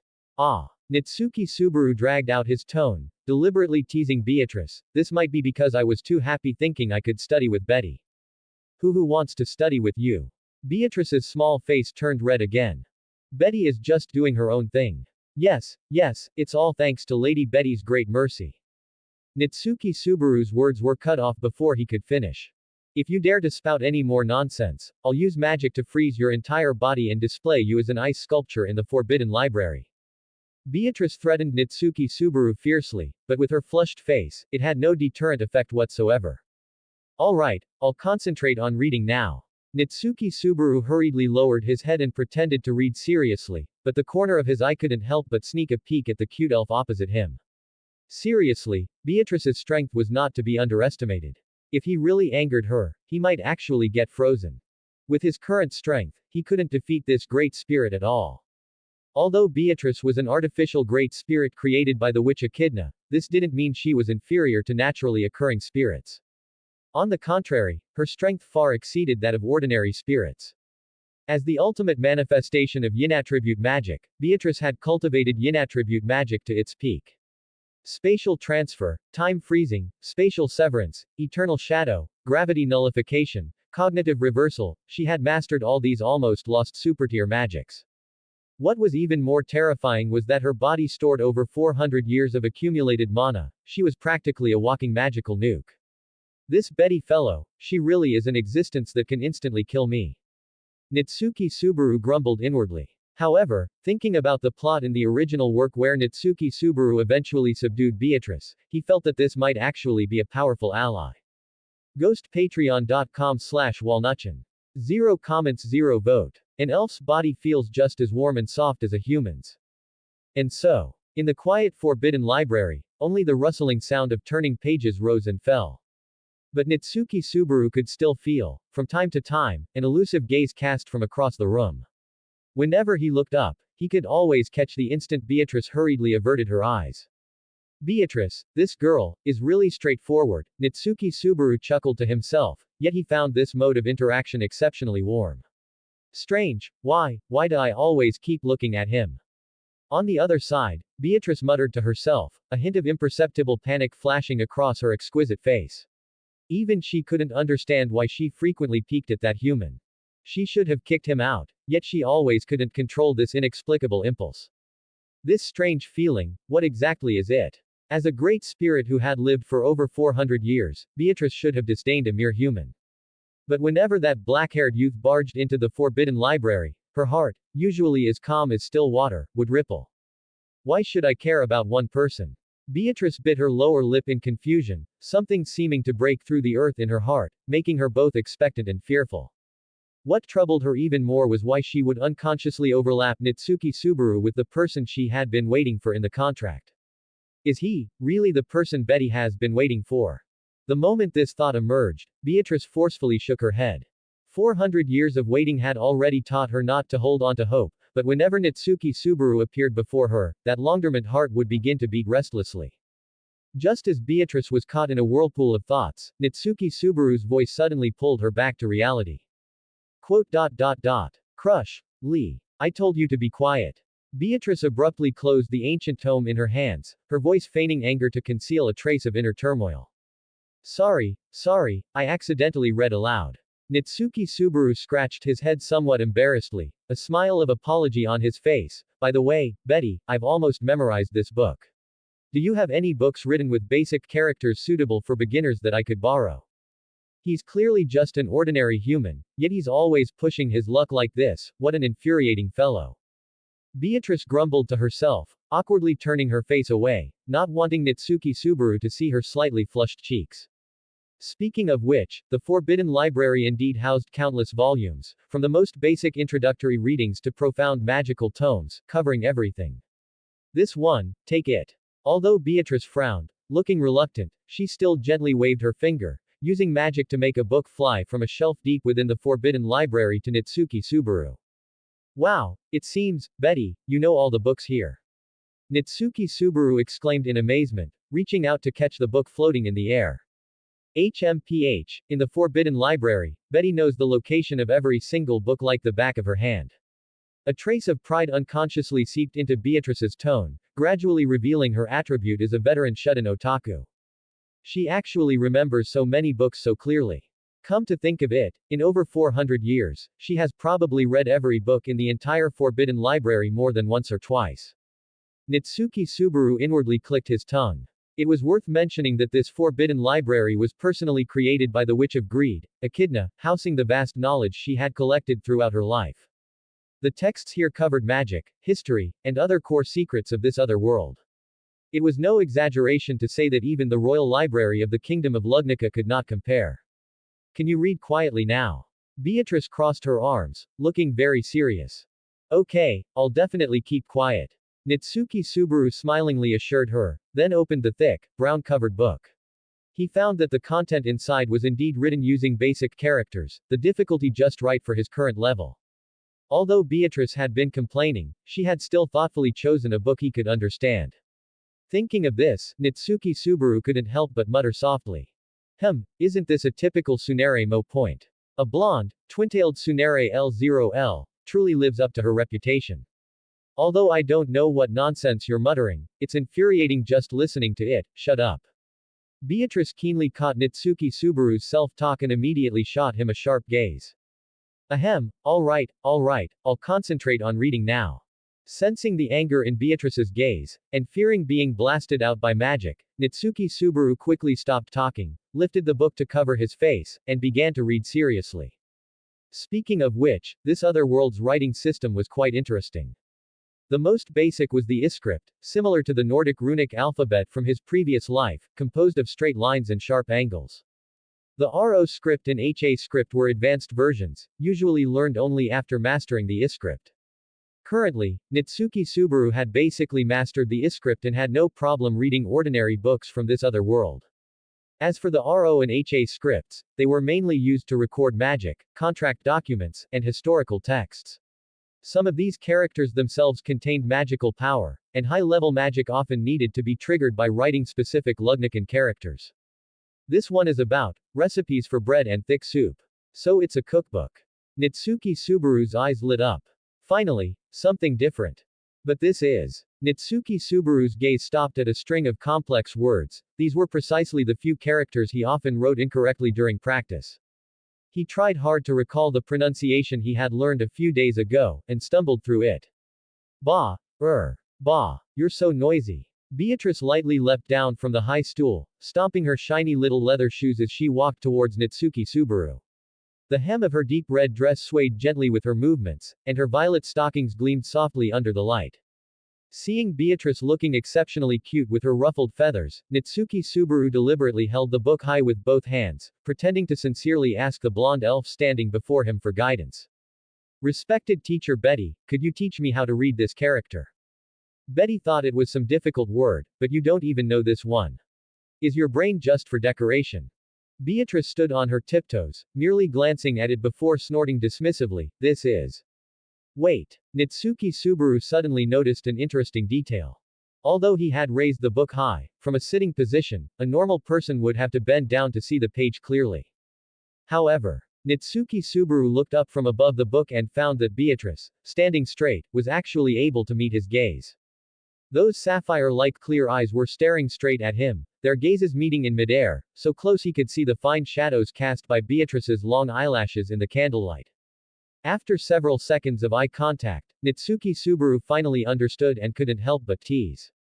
Sigh, I told you a long time ago to sleep early and drink more milk, otherwise you really won't grow taller. That's enough out of you, Betty. You're asking for it. Beatrice, in her exquisite dress, turned red with anger, lifted her skirt with both hands, and kicked fiercely at Nitsuki Subaru. Oops, I overdid it. Nitsuki Subaru thought to himself, but surprisingly, he didn't feel the expected pain. It turned out Beatrice's little leather shoe had kicked the bookshelf in front of him, and she lost her balance due to the recoil. Kya. Careful. In the instant Beatrice was about to fall, Nitsuki Subaru, relying on the agility several times that of an ordinary person after his upgrade, reached out with astonishing reaction speed and caught her. Phew, that was close. Nitsuki Subaru let out a long breath, but suddenly realized the touch in his arms was exceptionally soft, and there was a faint, unprecedented fragrance, like violets mixed with the scent of parchment. Huh. An elf's body feels as warm and soft as a human's. What are you doing? Let go of me, quick. Beatrice's shriek instantly pulled Nitsuki Subaru back to reality. Ah, sorry, only then did Nitsuki Subaru realize he was still holding the blushing girl, and he hurriedly let go in a fluster, I didn't mean to. Boom. Before he could finish, a powerful magical impact directly hit Nitsuki Subaru's forehead. The intense pain made him see black, and he staggered back a few steps, bumping into a bookshelf. Ouch, I already let go, why hit me so hard? Nitsuki Subaru clutched his throbbing forehead, wincing in pain. If it weren't for the upgrade enhancing his body's defense, this blow might have really knocked him out. Thinking of this, Nitsuki Subaru resentfully glared at the violent, blonde, twin-tailed L0L. Before him. Seriously, I kindly stopped you from falling, held you, and I still get hit. HMPH. Beatrice proudly turned her face away, her golden twintails drawing a beautiful arc in the air, you asked for it. Damn it. I'm going to get you back for this. Nitsuki Subaru narrowed his eyes, a mischievous smile appearing. If you can get Betty back, then try it, a mere human.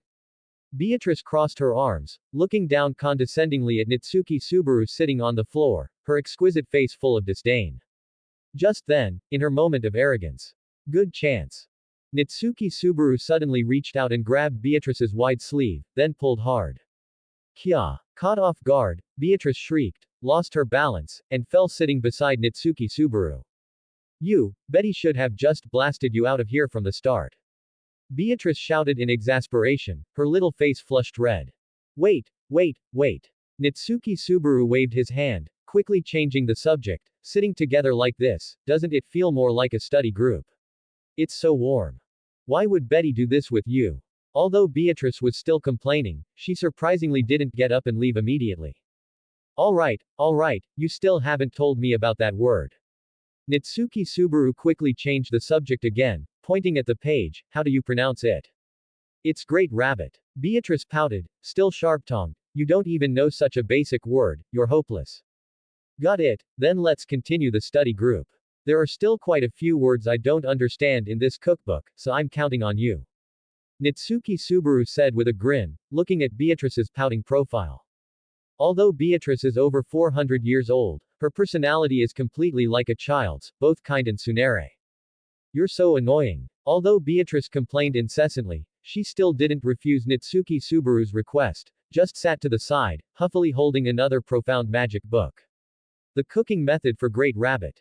Nitsuki Subaru continued to study the recipe in his hand, and couldn't help but exclaim in surprise when he saw the unique cooking methods of this other world. What's there to be surprised about? Boring. Beatrice frowned, suddenly scooting aside a bit, and, you're too close to Betty. Move further away. Is that so? Nitsuki Subaru pretended not to notice her reddening earlobes and secretly glanced at the ancient tome in her hands. Although Beatrice always spoke harshly, she would patiently answer whenever he asked a question. Thinking of this, Nitsuki Subaru silently added in his heart. Don't worry Beatrice, L0L's are really not within my scope of conquest, I can guarantee that. HMPH. This is, of course, a very profound tome, a fool like you wouldn't understand it at all. Beatrice proudly lifted her chin. Ha ha ha. Nitsuki Subaru couldn't help but laugh out loud, and amidst Beatrice's annoyed glare, he quickly pretended to cough to cover it up. What does this step mean? Can you explain it again? Honestly, this is. Beatrice explained impatiently. And so, Nitsuki Subaru and Beatrice leaned shoulder to shoulder against the ancient bookshelf, holding their exclusive study session in the quiet forbidden library. Some time later, Beatrice gently closed the ancient tome in her hands and turned her head to ask. How are you learning? Thanks to teacher Betty's guidance, I've pretty much finished this otherworld cookbook. Nitsuki Subaru stretched lazily and replied with a smile. But, the cooking here really has many unexpected methods. What about it? Beatrice pouted, but her eyes unconsciously darted to the cookbook in Nitsuki Subaru's hand.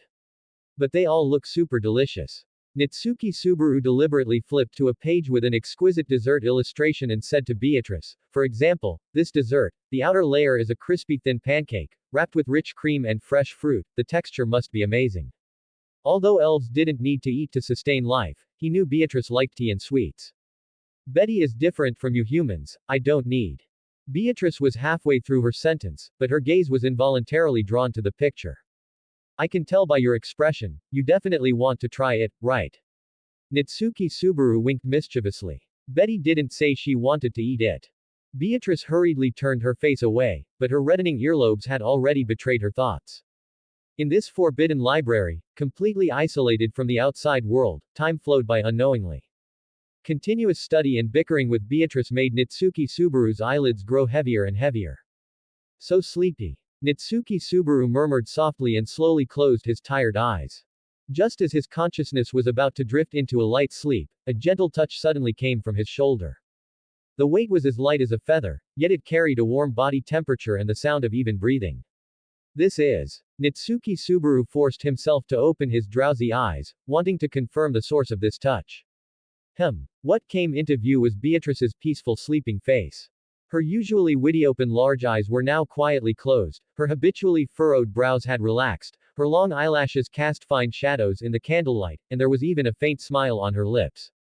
So it was this girl who fell asleep leaning on my shoulder. Nitsuki Subaru couldn't help but smile. So even elves get sleepy. Who, brother? Beatrice murmured softly in her dream, unconsciously rubbing against Nitsuki Subaru's shoulder.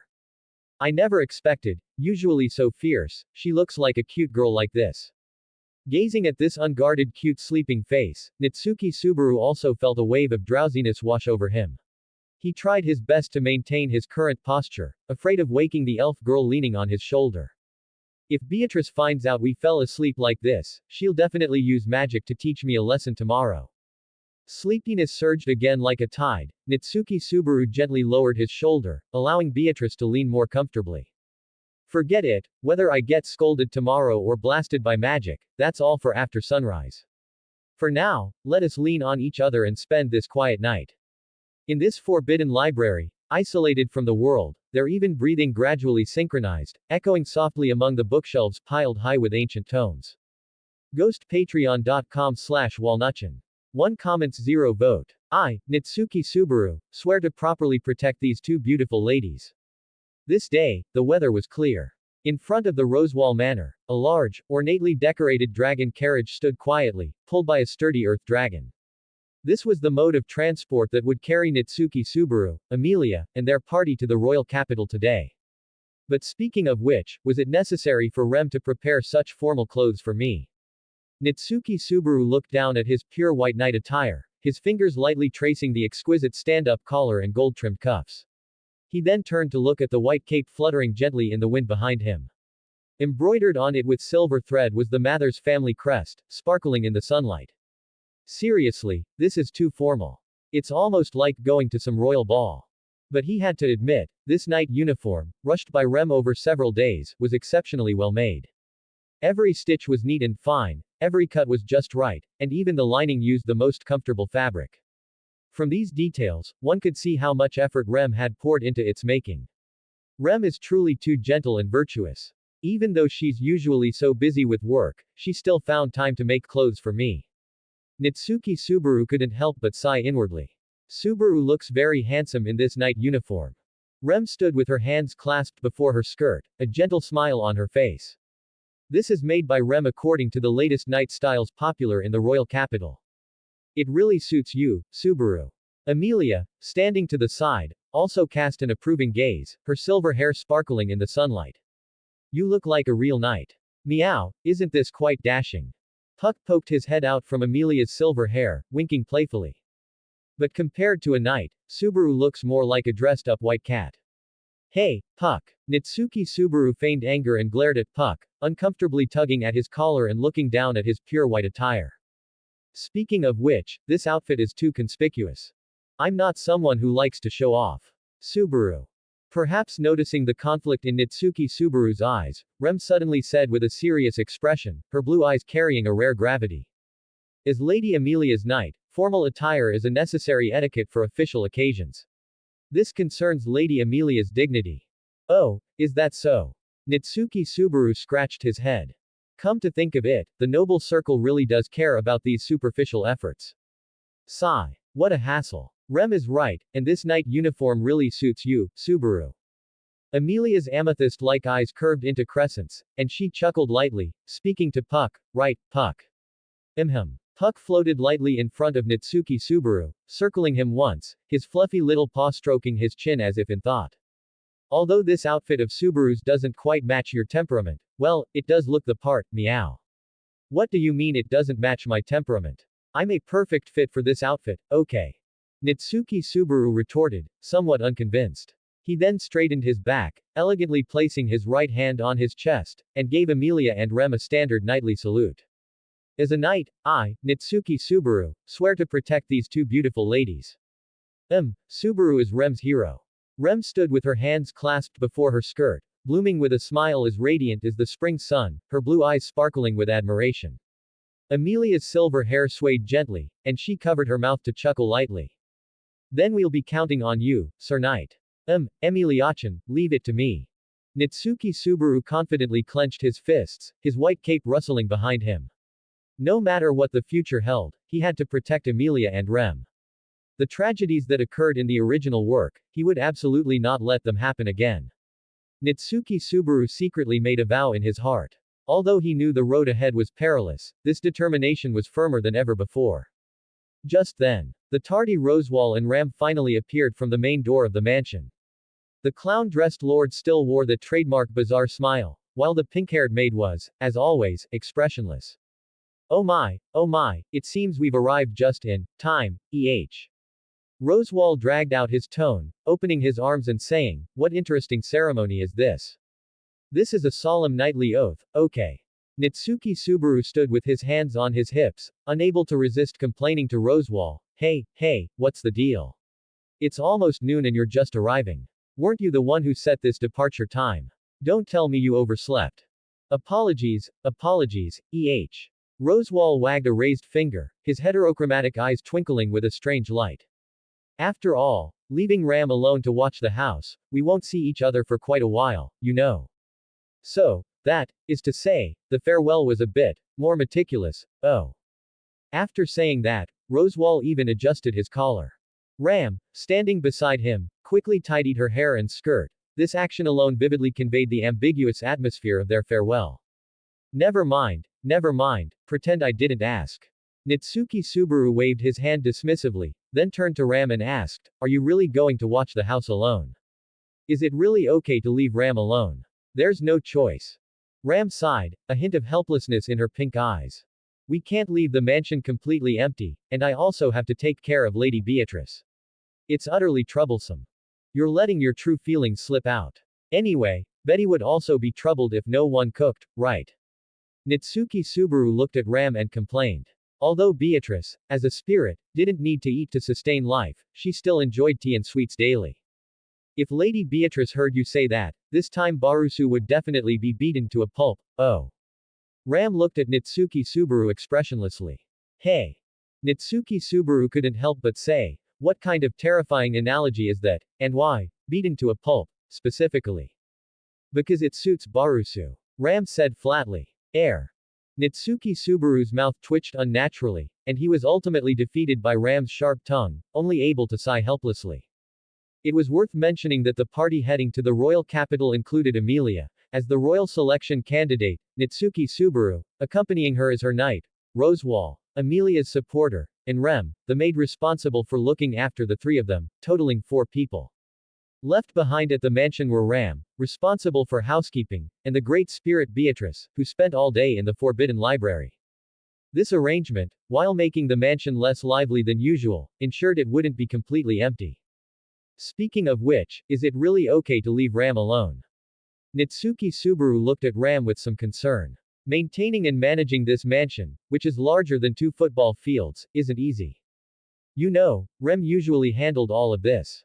The ever-capable Rem was proficient in everything from cleaning and laundry to cooking, practically the epitome of a perfect wife. In comparison, Ram was much more clumsy. Doesn't Barusu know? Ram flicked the pink short hair by her ear and said matter-of-factly, "Humans, even if they don't eat for 3 or 4 days, won't die." Hey, don't tell me you're planning not to cook at all." Nitsuki Subaru's eyes widened, and he loudly complained about Ram's brazen declaration. "Barusu." Ram suddenly hesitated, her expression becoming uncharacteristically serious. "What is it now? Big sis Ram?" Nitsuki Subaru asked, puzzled. Ram looked directly into Nitsuki Subaru's eyes and said in a low voice. "Take care of Rem and Lady Amelia." So she was worried about them. Even without saying it explicitly, Ram undoubtedly meant this. Nitsuki Subaru looked at Ram, who was rarely showing such concern, patted his chest forcefully, and confidently assured her. "Rest assured, my status is that of a knight.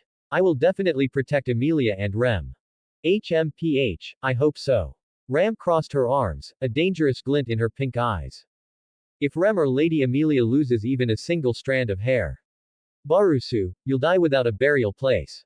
Hey, big sis Ram, that's too strict a requirement." Nitsuki Subaru exaggeratedly wiped the non-existent cold sweat from his forehead. "Ram is still the same as always, that earlier feeling of being moved must have been my illusion." Next, Nitsuki Subaru turned his gaze towards the dragon carriage and happened to see Rem skillfully placing the last piece of luggage. Compared to Rem is so gentle and considerate.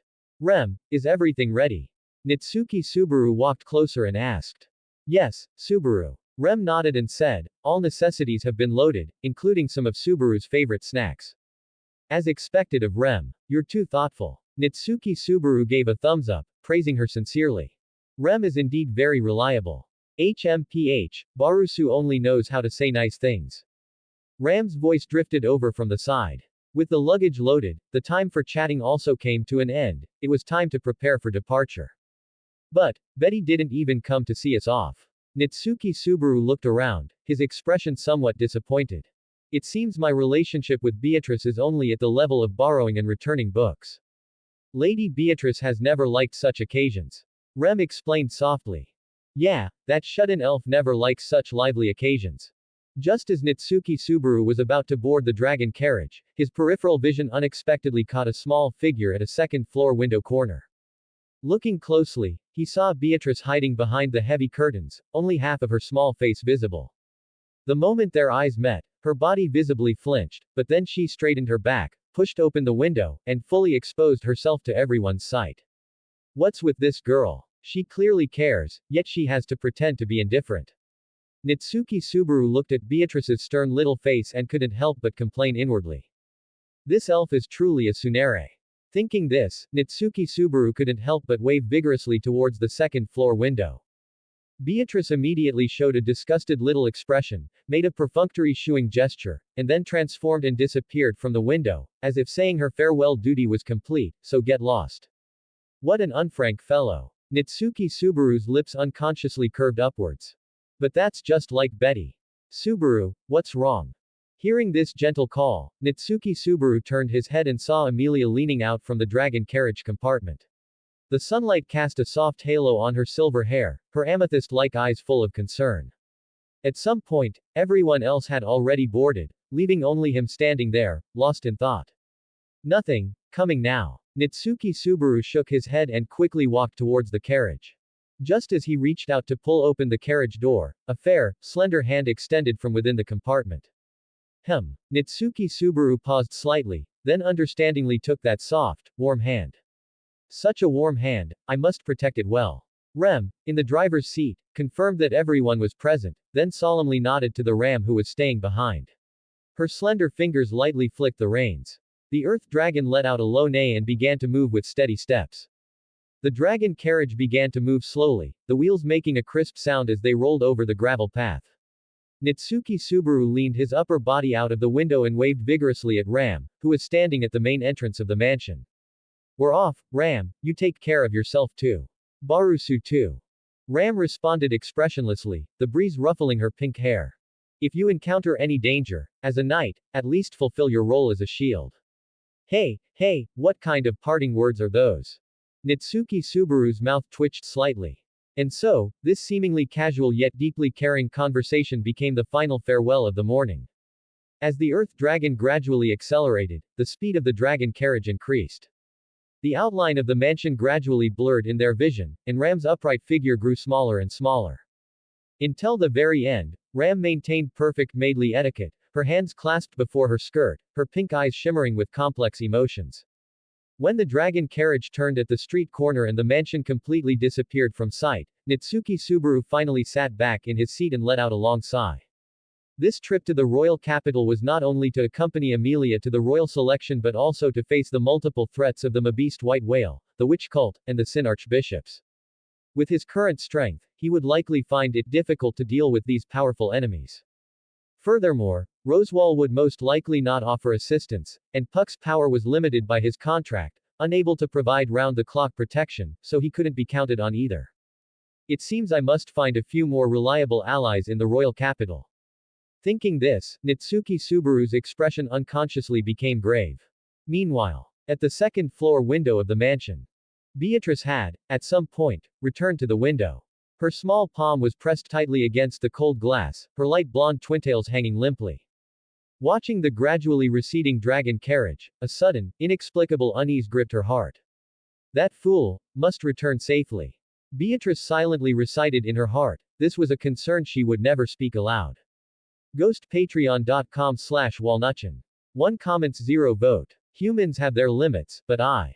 A date with Amelia in the royal capital. And so, Rem alone drove the dragon carriage from the outside. Inside the carriage were only Nitsuki Subaru, Amelia, and Rosewall.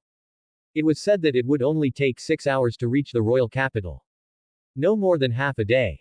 Speaking of which, this dragon carriage is quite comfortable to sit in. Nitsuki Subaru carefully savored the feeling of riding in a dragon carriage for the second time. After all, the first time was right after he had transmigrated.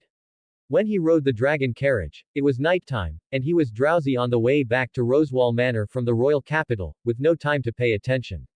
Only now did he discover that the texture of the dragon carriage seats and its overall design were unexpectedly comfortable and refined. The scenery outside the window flew by at an astonishing speed. Based on his experience from his original world, the speed was probably over 100 kilometers per hour. No wonder this other world used dragon carriages as their primary mode of transportation. Furthermore, even at such a speed, the vibrations from the carriage body were minimal, and the comfort level was comparable to that of a modern car. As expected of a dragon carriage, it can almost be compared to a car. Looking at the flowing scenery outside the window, Natsuki Subaru couldn't help but think to himself. Oh my, Natsuki-kun is so curious about the dragon carriage, is that so? Seeing Natsuki Subaru looking left and right in the carriage, Rosewall blinked his heterochromatic eyes and smiled. It's not that I'm surprised, I just think the speed is really fast, like a car on a highway. Having experienced modern airplanes and high-speed trains, Natsuki Subaru was actually accustomed to this kind of speed from an otherworld dragon carriage. Oh, a car, what is that? Rosewall tilted his head and pressed further, his heterochromatic eyes sparkling with inquisitive light. It's a four-wheeled vehicle that runs on mechanical power, similar to a dragon carriage. Natsuki Subaru explained, gesturing with his hands. But it doesn't need an earth dragon to pull it, it's driven by an internal combustion engine. An internal combustion engine. Rosewall drew out his tone, looking very puzzled. What an unheard of term, it seems Natsuki-kun's hometown has quite a unique, magical engineering system, you know. Well, about that. Natsuki Subaru scratched his head and said, it's more science than magic. Forget it, it's too complicated to explain. After all, explaining scientific principles in a world where magic reigns supreme was simply like playing a lute to a cow. Natsuki-kun's hometown is also an interesting place, I see. Rosewall lightly tapped his chin and said meaningfully, it's beyond the Great Waterfall, isn't it? That legendary, distant land where the giant dragon was exiled, I see. This old fox clearly knows my identity as a transmigrator through the Tome of Wisdom, yet he insists on feigning ignorance. Natsuki Subaru silently rolled his eyes, then deliberately changed the subject. Right, speaking of the dragon carriage being so fast, is Rem really okay in the driver's seat? Although I'm not worried she'll fall off, by the time we reach the royal capital, Rem's hair and clothes will probably be a mess from the wind, right?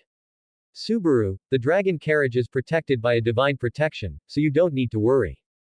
Amelia explained gently, her long silver hair swaying with the slight movement of the carriage. Oh, divine protection, huh? I didn't expect even Earth dragons to have such a perk. Natsuki Subaru said as if he had a sudden realization. Speaking of which, in this other world, divine protections were a magical power, a blessing bestowed upon life by the world, similar to a legitimate cheat granted by heaven. Divine protections are blessings bestowed by the world when life is born. Amelia nodded lightly and continued, there are many kinds, and some races are naturally endowed with specific divine protections. For example, the Earth Dragon's divine protection of wind evasion is one of them. Divine protection of wind evasion, huh? It certainly suits a mode of transport like the Earth Dragon. Natsuki Subaru said thoughtfully, looking at the scenery rapidly passing by outside the window. He remembered that the divine protections in this world were incredibly varied, from Otto's divine protection of soul language, Felt's divine protection of wind, to Sword Saint Reinhard's hundreds of exaggerated divine protections. That cheater, it's like he can get whatever divine protection he wants. This is basically the treatment of the world's favorite son, right? In comparison, ordinary people awakening even one divine protection would be like winning the lottery. When Earth dragons gallop across the land, the divine protection allows them to be unaffected by wind resistance. Amelia paused for a moment and continued to explain, and this effect extends to the connected dragon carriage, so you won't feel strong winds inside the carriage either. So, Rem outside is also within the protective range of the divine protection of wind evasion. There's no need to worry about her being blown by the wind, she just needs to focus on driving the Earth Dragon. Natsuki Subaru quickly understood the principle. However, if the Earth Dragon's divine protection of wind evasion is interrupted, it takes some time to reactivate. Amelia added. I see. Natsuki Subaru nodded in understanding. It seemed this wind evasion effect was effective for the entire dragon carriage, including the passengers inside. At this moment, the scenery outside the window suddenly accelerated, attracting Natsuki Subaru's attention. Wow. This speed is definitely over the limit, right? It's really convenient that there are no traffic police in this other world. Although I don't know what Subaru means by traffic police, Earth dragons do indeed run faster on the plains. Amelia was amused by Natsuki Subaru's reaction and said, lightly covering her mouth with her slender fingers, but with the divine protection of wind evasion, you won't feel uncomfortable even at this speed. Speaking of divine protections, Natsuki Subaru suddenly turned around, propped his hands on the seat, leaned his body slightly forward, and looked into Amelia's reddish-purple eyes, saying, Emilia-chan must have some special divine protection too, right? Like, a divine protection of super cuteness or something. Subaru, divine protections are very sacred blessings. Amelia's voice gradually softened, her long silver hair falling over her chest as she lowered her head. And, a half-elf like me wouldn't be blessed by the world. The air in the carriage seemed to freeze in an instant. Oh no, the direction of this conversation isn't good. Sensing the suddenly heavy atmosphere in the carriage, Nitsuki Subaru waved his hands, put on a bright smile, and said cheerfully. No, Emilia-chan is clearly so gentle and kind, the world must have just forgotten to give you a divine protection. If you ask me, you definitely have a divine protection of a smile that makes people want to protect it. Amelia was stunned, her silver eyelashes trembling lightly. After a moment of silence, thank you, Subaru. However, for this royal selection, I've actually been very worried. Worried, you mean? After my identity is revealed, the public's reaction. Amelia unconsciously tightened her grip on her skirt, the elven ears between her silver hair twitching slightly. Although Rosewall said preparations have been made, but. Oh no, Amelia is raising such an obvious flag. Nitsuki Subaru inwardly cried out in alarm. After all, as a candidate for the royal selection, Amelia's identity would sooner or later be made public, this was unavoidable. He remembered that the people of this world had deep-seated prejudices against silver-haired half-elves, confusing Amelia's half-elf appearance with that of the Witch of Envy. To most people, both were symbols of disaster. Thinking of this, Nitsuki Subaru took a deep breath, looked firmly at Amelia, raised his fist, and said solemnly. Your exclusive night is here. If anyone dares to say anything bad about Emilia-chan, I'll use my fists. No, I'll use my eloquent tongue to persuade them. Coincidentally, what I'm best at is changing others' minds, inspiring people, giving speeches, and things like that. Back in school, I was honored with the title of the strongest debater. PFF'd. Amelia was amused by Nitsuki Subaru's appearance, but then covered her mouth somewhat embarrassed, her reddish-purple eyes shining with a gentle light. Subaru is always like this. Even though he often encounters danger himself, he's always the first to stand up and protect others. This is different. Nitsuki Subaru forcefully patted his chest, making a thumping sound. Protecting Emilia-chan's smile is my responsibility as a knight, and, being able to see you worry about me like this proves my efforts haven't been in vain. The carriage fell into silence for a moment, only the slight sound of the dragon carriage moving echoing in their ears. Amelia turned to look at the scenery rapidly passing by outside the window, her silver hair glowing softly in the sunlight. Actually, I'm already prepared to be ostracized by everyone, but if I can take this opportunity, even if it's just to change people's views on half-elves a little bit. She really is the Amelia who always thinks of others. Nitsuki Subaru gazed at her delicate profile, silently making a vow in his heart. This time, I will definitely change that future. I won't let you bear these things alone anymore, Amelia. The current me also has the ability to protect Amelia. Nitsuki Subaru thought to himself, conveniently calling up the system panel that only he could see. Host. Nitsuki Subaru. Level. 19. Occupation. None. Title. Wolf Slayer. Spirit. 90. Strength. 114. Agility. 92. Stamina. 79. Health. 1350. Mana. 2200. Experience. 1,4550. Allocatable points. 0. Skills. Life Resilience, Advanced Dagger Arts, Throwing Dagger, Blessing of the Great Witch God Kandiru, Sprint. After completing daily tasks these days and adding all the attribute points to strength, it's unknowingly reached 114 points. I can clearly feel my strength steadily improving every day. Nitsuki Subaru felt the power surging within his body, silently assessing his current combat strength. Then, his gaze involuntarily shifted to Rosewall, who was resting with his eyes closed at the other end of the carriage. A complex emotion flashed in Nitsuki Subaru's eyes. However, compared to this old fox, I should still be quite a bit weaker. Speaking of which, this bastard clearly possesses such powerful strength, yet he always stands by and does nothing at critical moments. Nitsuki Subaru thought, gritting his teeth. If it weren't for Rosewall repeatedly watching coldly from the sidelines, the tragedies in the original work would never have happened, and the Nitsuki Subaru in the original work wouldn't have had to experience return by death so many times. What was even more hateful was that this guy always deliberately set traps to test the Natsuki Subaru in the original work, causing him to die needlessly several more times. What Roswaal does, it's truly not something a human would do. 400 years of accumulation have allowed this heterochromatic-eyed magician to reach the pinnacle of human magic. Natsuki Subaru assessed Roswaal with his peripheral vision. He remembered it being mentioned in the original work that Roswaal had even fought Puck head-on. Although Puck was recognized as a monster in terms of stats, Roswaal, relying on his yellow eye that could see through and break all magic, had fought him to a standstill. However, Natsuki Subaru also knew very well that Puck hadn't used his true power in that battle. After all, Puck in his Beast of the End form was practically a mobile natural disaster. If he were to go all out, it wouldn't be a spar, but a devastating battle of life and death.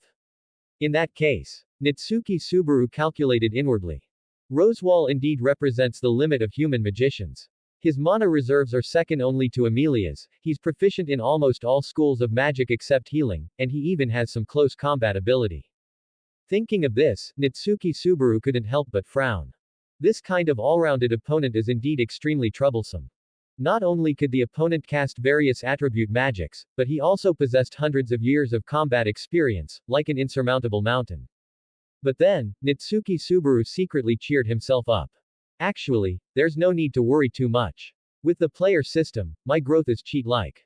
Each level up brought a comprehensive improvement in all attributes, making his potential far exceed that of any genius in this world. Although his current level 19 strength isn't enough to contend with Roswaal, what about level 29? Level 39? Or even higher? Also, no matter how powerful the magic, it's useless if it doesn't hit the target. Natsuki Subaru clenched his fist, a glint in his eyes. As long as my speed and strength are fast enough, I can definitely defeat him. Ultimately, Roswaal was just the strongest magician among humans. And the limits of humans were, after all, limited. Unless he abandoned his human identity and stopped being human. Otherwise, how could he compare to those existences that transcended convention? I don't need to rely on Roswaal, and I certainly don't expect that Puck who always messes up at critical moments.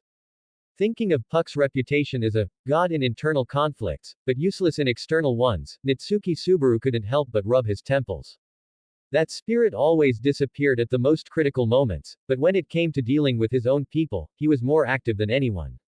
As for Roswaal, although his strength was unfathomable, he was always pretending and holding back. The dragon carriage swayed gently, the scenery outside the window flying by like a revolving lantern. Natsuki Subaru gazed at the receding scenery, making a vow in his heart. One day, I will surpass all these so-called powerhouses. GhostPatreon.com/Walnutchin. 2 comments 0 vote. Mimi is the vice captain of the Iron Fang, she's super awesome. Huh. Mimi. Natsuki Subaru raised an eyebrow, the name was strangely familiar. He looked down to carefully observe the demihuman girl who had suddenly appeared. Golden, smooth hair framed a pair of lively cat ears, and large, emerald green eyes blinked. Her round face still had a touch of baby fat. No matter how you looked at her, she was a very cute little demihuman girl. This demihuman girl, not even reaching his waist in height, was currently standing on her tiptoes, craning her neck, trying hard to see the hamburgers on the counter. Little sister, you. Natsuki Subaru was just about to ask something. Big brother, Mimi is not a child. The demihuman girl stomped her foot petulantly, her fluffy cat ears perked up alertly, and her tail stood straight up. Mimi is already 14 years old this year. 14 years old. Natsuki Subaru looked the demihuman girl's petite frame up and down, her height of less than 1.3 meters and her childlike face rendering him speechless for a moment. With this height and build, people would believe it if you said you were 7. Mimi being 14 years old, that's a bit of a stretch, isn't it? This build looks small even for an elementary school student. Could it be that demihumans' growth periods are different from humans? But honestly, this pouting look is indeed very cute. I've met another cute catered girl. Strange, why did I say another? Big brother's expression, are you looking down on Mimi? Mimi tilted her little face up, her tender pink lips pouting in dissatisfaction, her tail also swinging unhappily from side to side. Not at all, I just think Mimi is very cute. Natsuki Subaru quickly waved his hands, his face wreathed in a reassuring smile, but he couldn't help but complain inwardly. Big brother, you sure know how to talk, Mimi likes it. Mimi's cat ears twitched slightly, and her previously erect tail relaxed and swayed, clearly quite satisfied with this answer. By the way, my name is Natsuki Subaru. Natsuki Subaru then looked down and asked the demihuman girl, what's your name? Big brother, Mimi is just called Mimi. Mimi wagged her tail happily, stood on her tiptoes, and said excitedly. Mimi came from Kararagi with a merchant caravan, it's my first time in the royal capital. It's so lively here, much livelier than the market in Kararagi by several times. It really is her. A flash of understanding crossed Natsuki Subaru's eyes. Mimi was the vice captain of the beast-human mercenary group, Iron Fang, loyal to one of the royal selection candidates, Anastasia Hoshin. He didn't expect to meet her here. If he remembered correctly, in the original work, Natsuki Subaru and Anastasia formed an alliance, and with the help of the Iron Fang mercenaries, they successfully subjugated the beast white whale and even killed the witch cult Sin Archbishop of Sloth. Thinking of this, Natsuki Subaru thoughtfully stroked his chin. This time, perhaps he could also establish this alliance in advance. After all, with his strength alone, it would still be a bit difficult to deal with the beast white whale and the witch cult. By the way, Mimi's eyes suddenly lit up, and she curiously tugged at the hem of Natsuki Subaru's knight attire. Big brother, are you a knight? That's right. Natsuki Subaru squatted down to meet Mimi's gaze and replied with a smile, I'm a genuine knight. Then big brother must be very strong. Mimi clapped her hands excitedly, her large emerald eyes shining with admiration, her tail also swaying to the rhythm from side to side. Mimi admires strong knights the most. Well, it's all right, I guess. Natsuki Subaru scratched his head, his black hair stubbornly sticking up. After all, his body had been upgraded by the system and his attributes increased, his strength value had broken 100. He was probably about 10 times stronger than an ordinary person. But compared to true powerhouses, he was still far off. Speaking of which, big brother. Mimi tilted her little head, her emerald eyes twinkling with curiosity, her gaze shifting back and forth between Amelia and Natsuki Subaru. Are you this pretty big sister's knight? Of course, I'm this youthful beauty's exclusive knight. Natsuki Subaru straightened his back, his right hand unconsciously resting on his chest, turned to Amelia, and said in all seriousness. Right, Amelia-chan. Subaru, you always exaggerate so much, but. Amelia covered her mouth and chuckled lightly, then looked back at Natsuki Subaru gently. Subaru, you are indeed my most important knight. Wow. Just like Our Lady. Mimi jumped up and down excitedly, her fluffy tail swaying happily like wheat in the wind, her hands clapping unconsciously.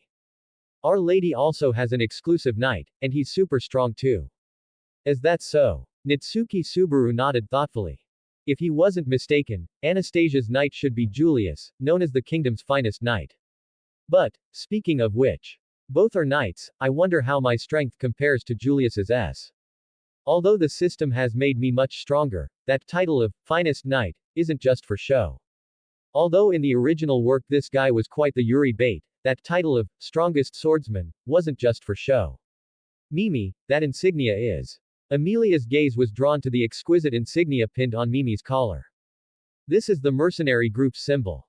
Mimi immediately puffed out her flat chest, proudly displaying the roaring lion pattern on the insignia. Mimi is the vice captain of the Iron Fang, super strong. Oh. Amelia responded nonchalantly. She didn't know the true identity of this catered girl before her. And Natsuki Subaru, who already knew Mimi's background, carefully observed this seemingly petite catered girl, secretly pondering. If I remember correctly, Mimi has the divine protection of trisection, a unique blessing to the Mimi triplets, allowing them to share each other's pain and battle damage. Although Mimi is the strongest of the three, her two younger brothers can persist in sharing her damage and burden. Moreover, Mimi excels at destructive interference waves. When used in coordination with her brothers, Mimi can cast it 5 times a day, and her brothers can each cast it twice. However, due to the need for coordination, their daily limit is 4 casts. All in all, Mimi's strength as a vice captain is quite astonishing. What a cute child. Amelia looked down at this lively and cute Mimi, unconsciously leaning closer to Natsuki Subaru, a few strands of silver hair slipping from her hood. Don't underestimate her, Natsuki Subaru reminded in a low voice. Amelia blinked in confusion, a hint of question in her reddish-purple eyes. Before Natsuki Subaru could explain further, Mimi suddenly darted forward, her nose almost touching his face. Big brother smells so good, there's a very special scent. She's too close. Is there? Nitsuki Subaru took half a step back somewhat awkwardly, then sniffed his own sleeve with some doubt. This wasn't the first time Ferris had said something similar before. Could it be the witch's lingering scent? Impossible. I haven't died since transmigrating to this world, I haven't even triggered the return by death authority. How could I be tainted with this scent? If it were a special scent, Rem, who I'm often with, should have been able to detect it. Could it be that only feline demihumans can smell this scent? It's really puzzling. Guests, your hamburgers are ready. The owner's voice suddenly interrupted Nitsuki Subaru's thoughts. Thank you. Nitsuki Subaru came back to his senses and took out silver coins from his money pouch to pay. At this moment, Mimi beside him suddenly drooped her ears, her tail also hanging listlessly, as she anxiously fumbled in her pockets.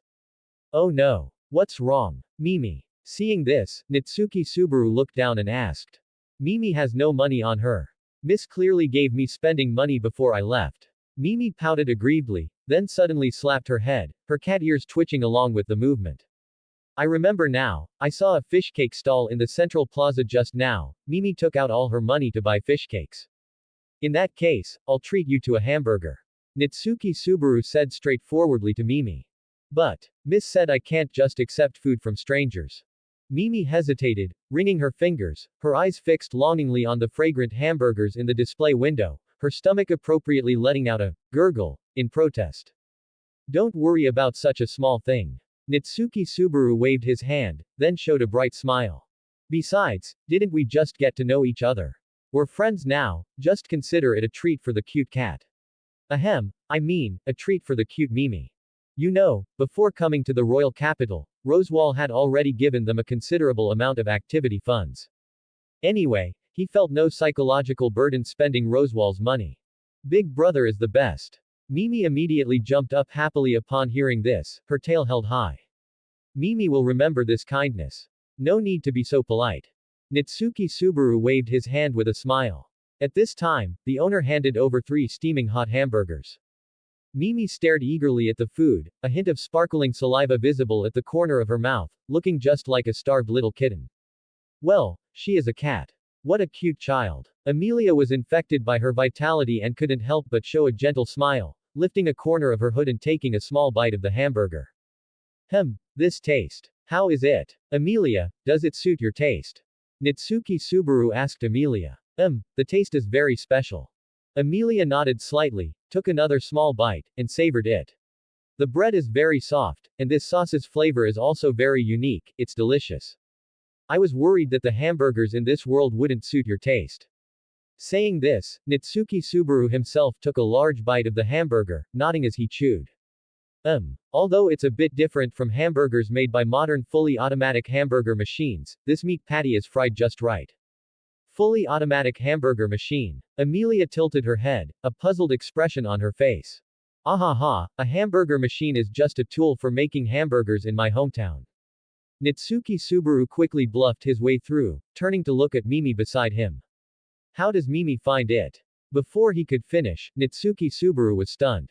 Mimi was devouring the hamburger at an astonishing speed. The hamburger held in her 2 small hands was already half gone, her cheeks puffed out, her golden tail swaying happily from side to side, sauce smeared all over her mouth. So yummy, so yummy. 100 times better than fish cakes. Hey, eat slowly. Nitsuki Subaru, not knowing whether to laugh or cry, handed over a handkerchief. No one's snatching it from you, be careful not to choke. But it's too delicious. Mimi took the handkerchief, wiped her mouth haphazardly, and immediately took another large bite. And so, after enjoying the hamburgers, the 3 of them went outside the shop to say goodbye. Goodbye, Mimi. Goodbye. Nitsuki Subaru and Amelia waved with a smile. Goodbye, big brother, pretty big sister. Mimi stood on her tiptoes, waving her small hands vigorously, her tail swaying happily from side to side, shouting towards their retreating figures.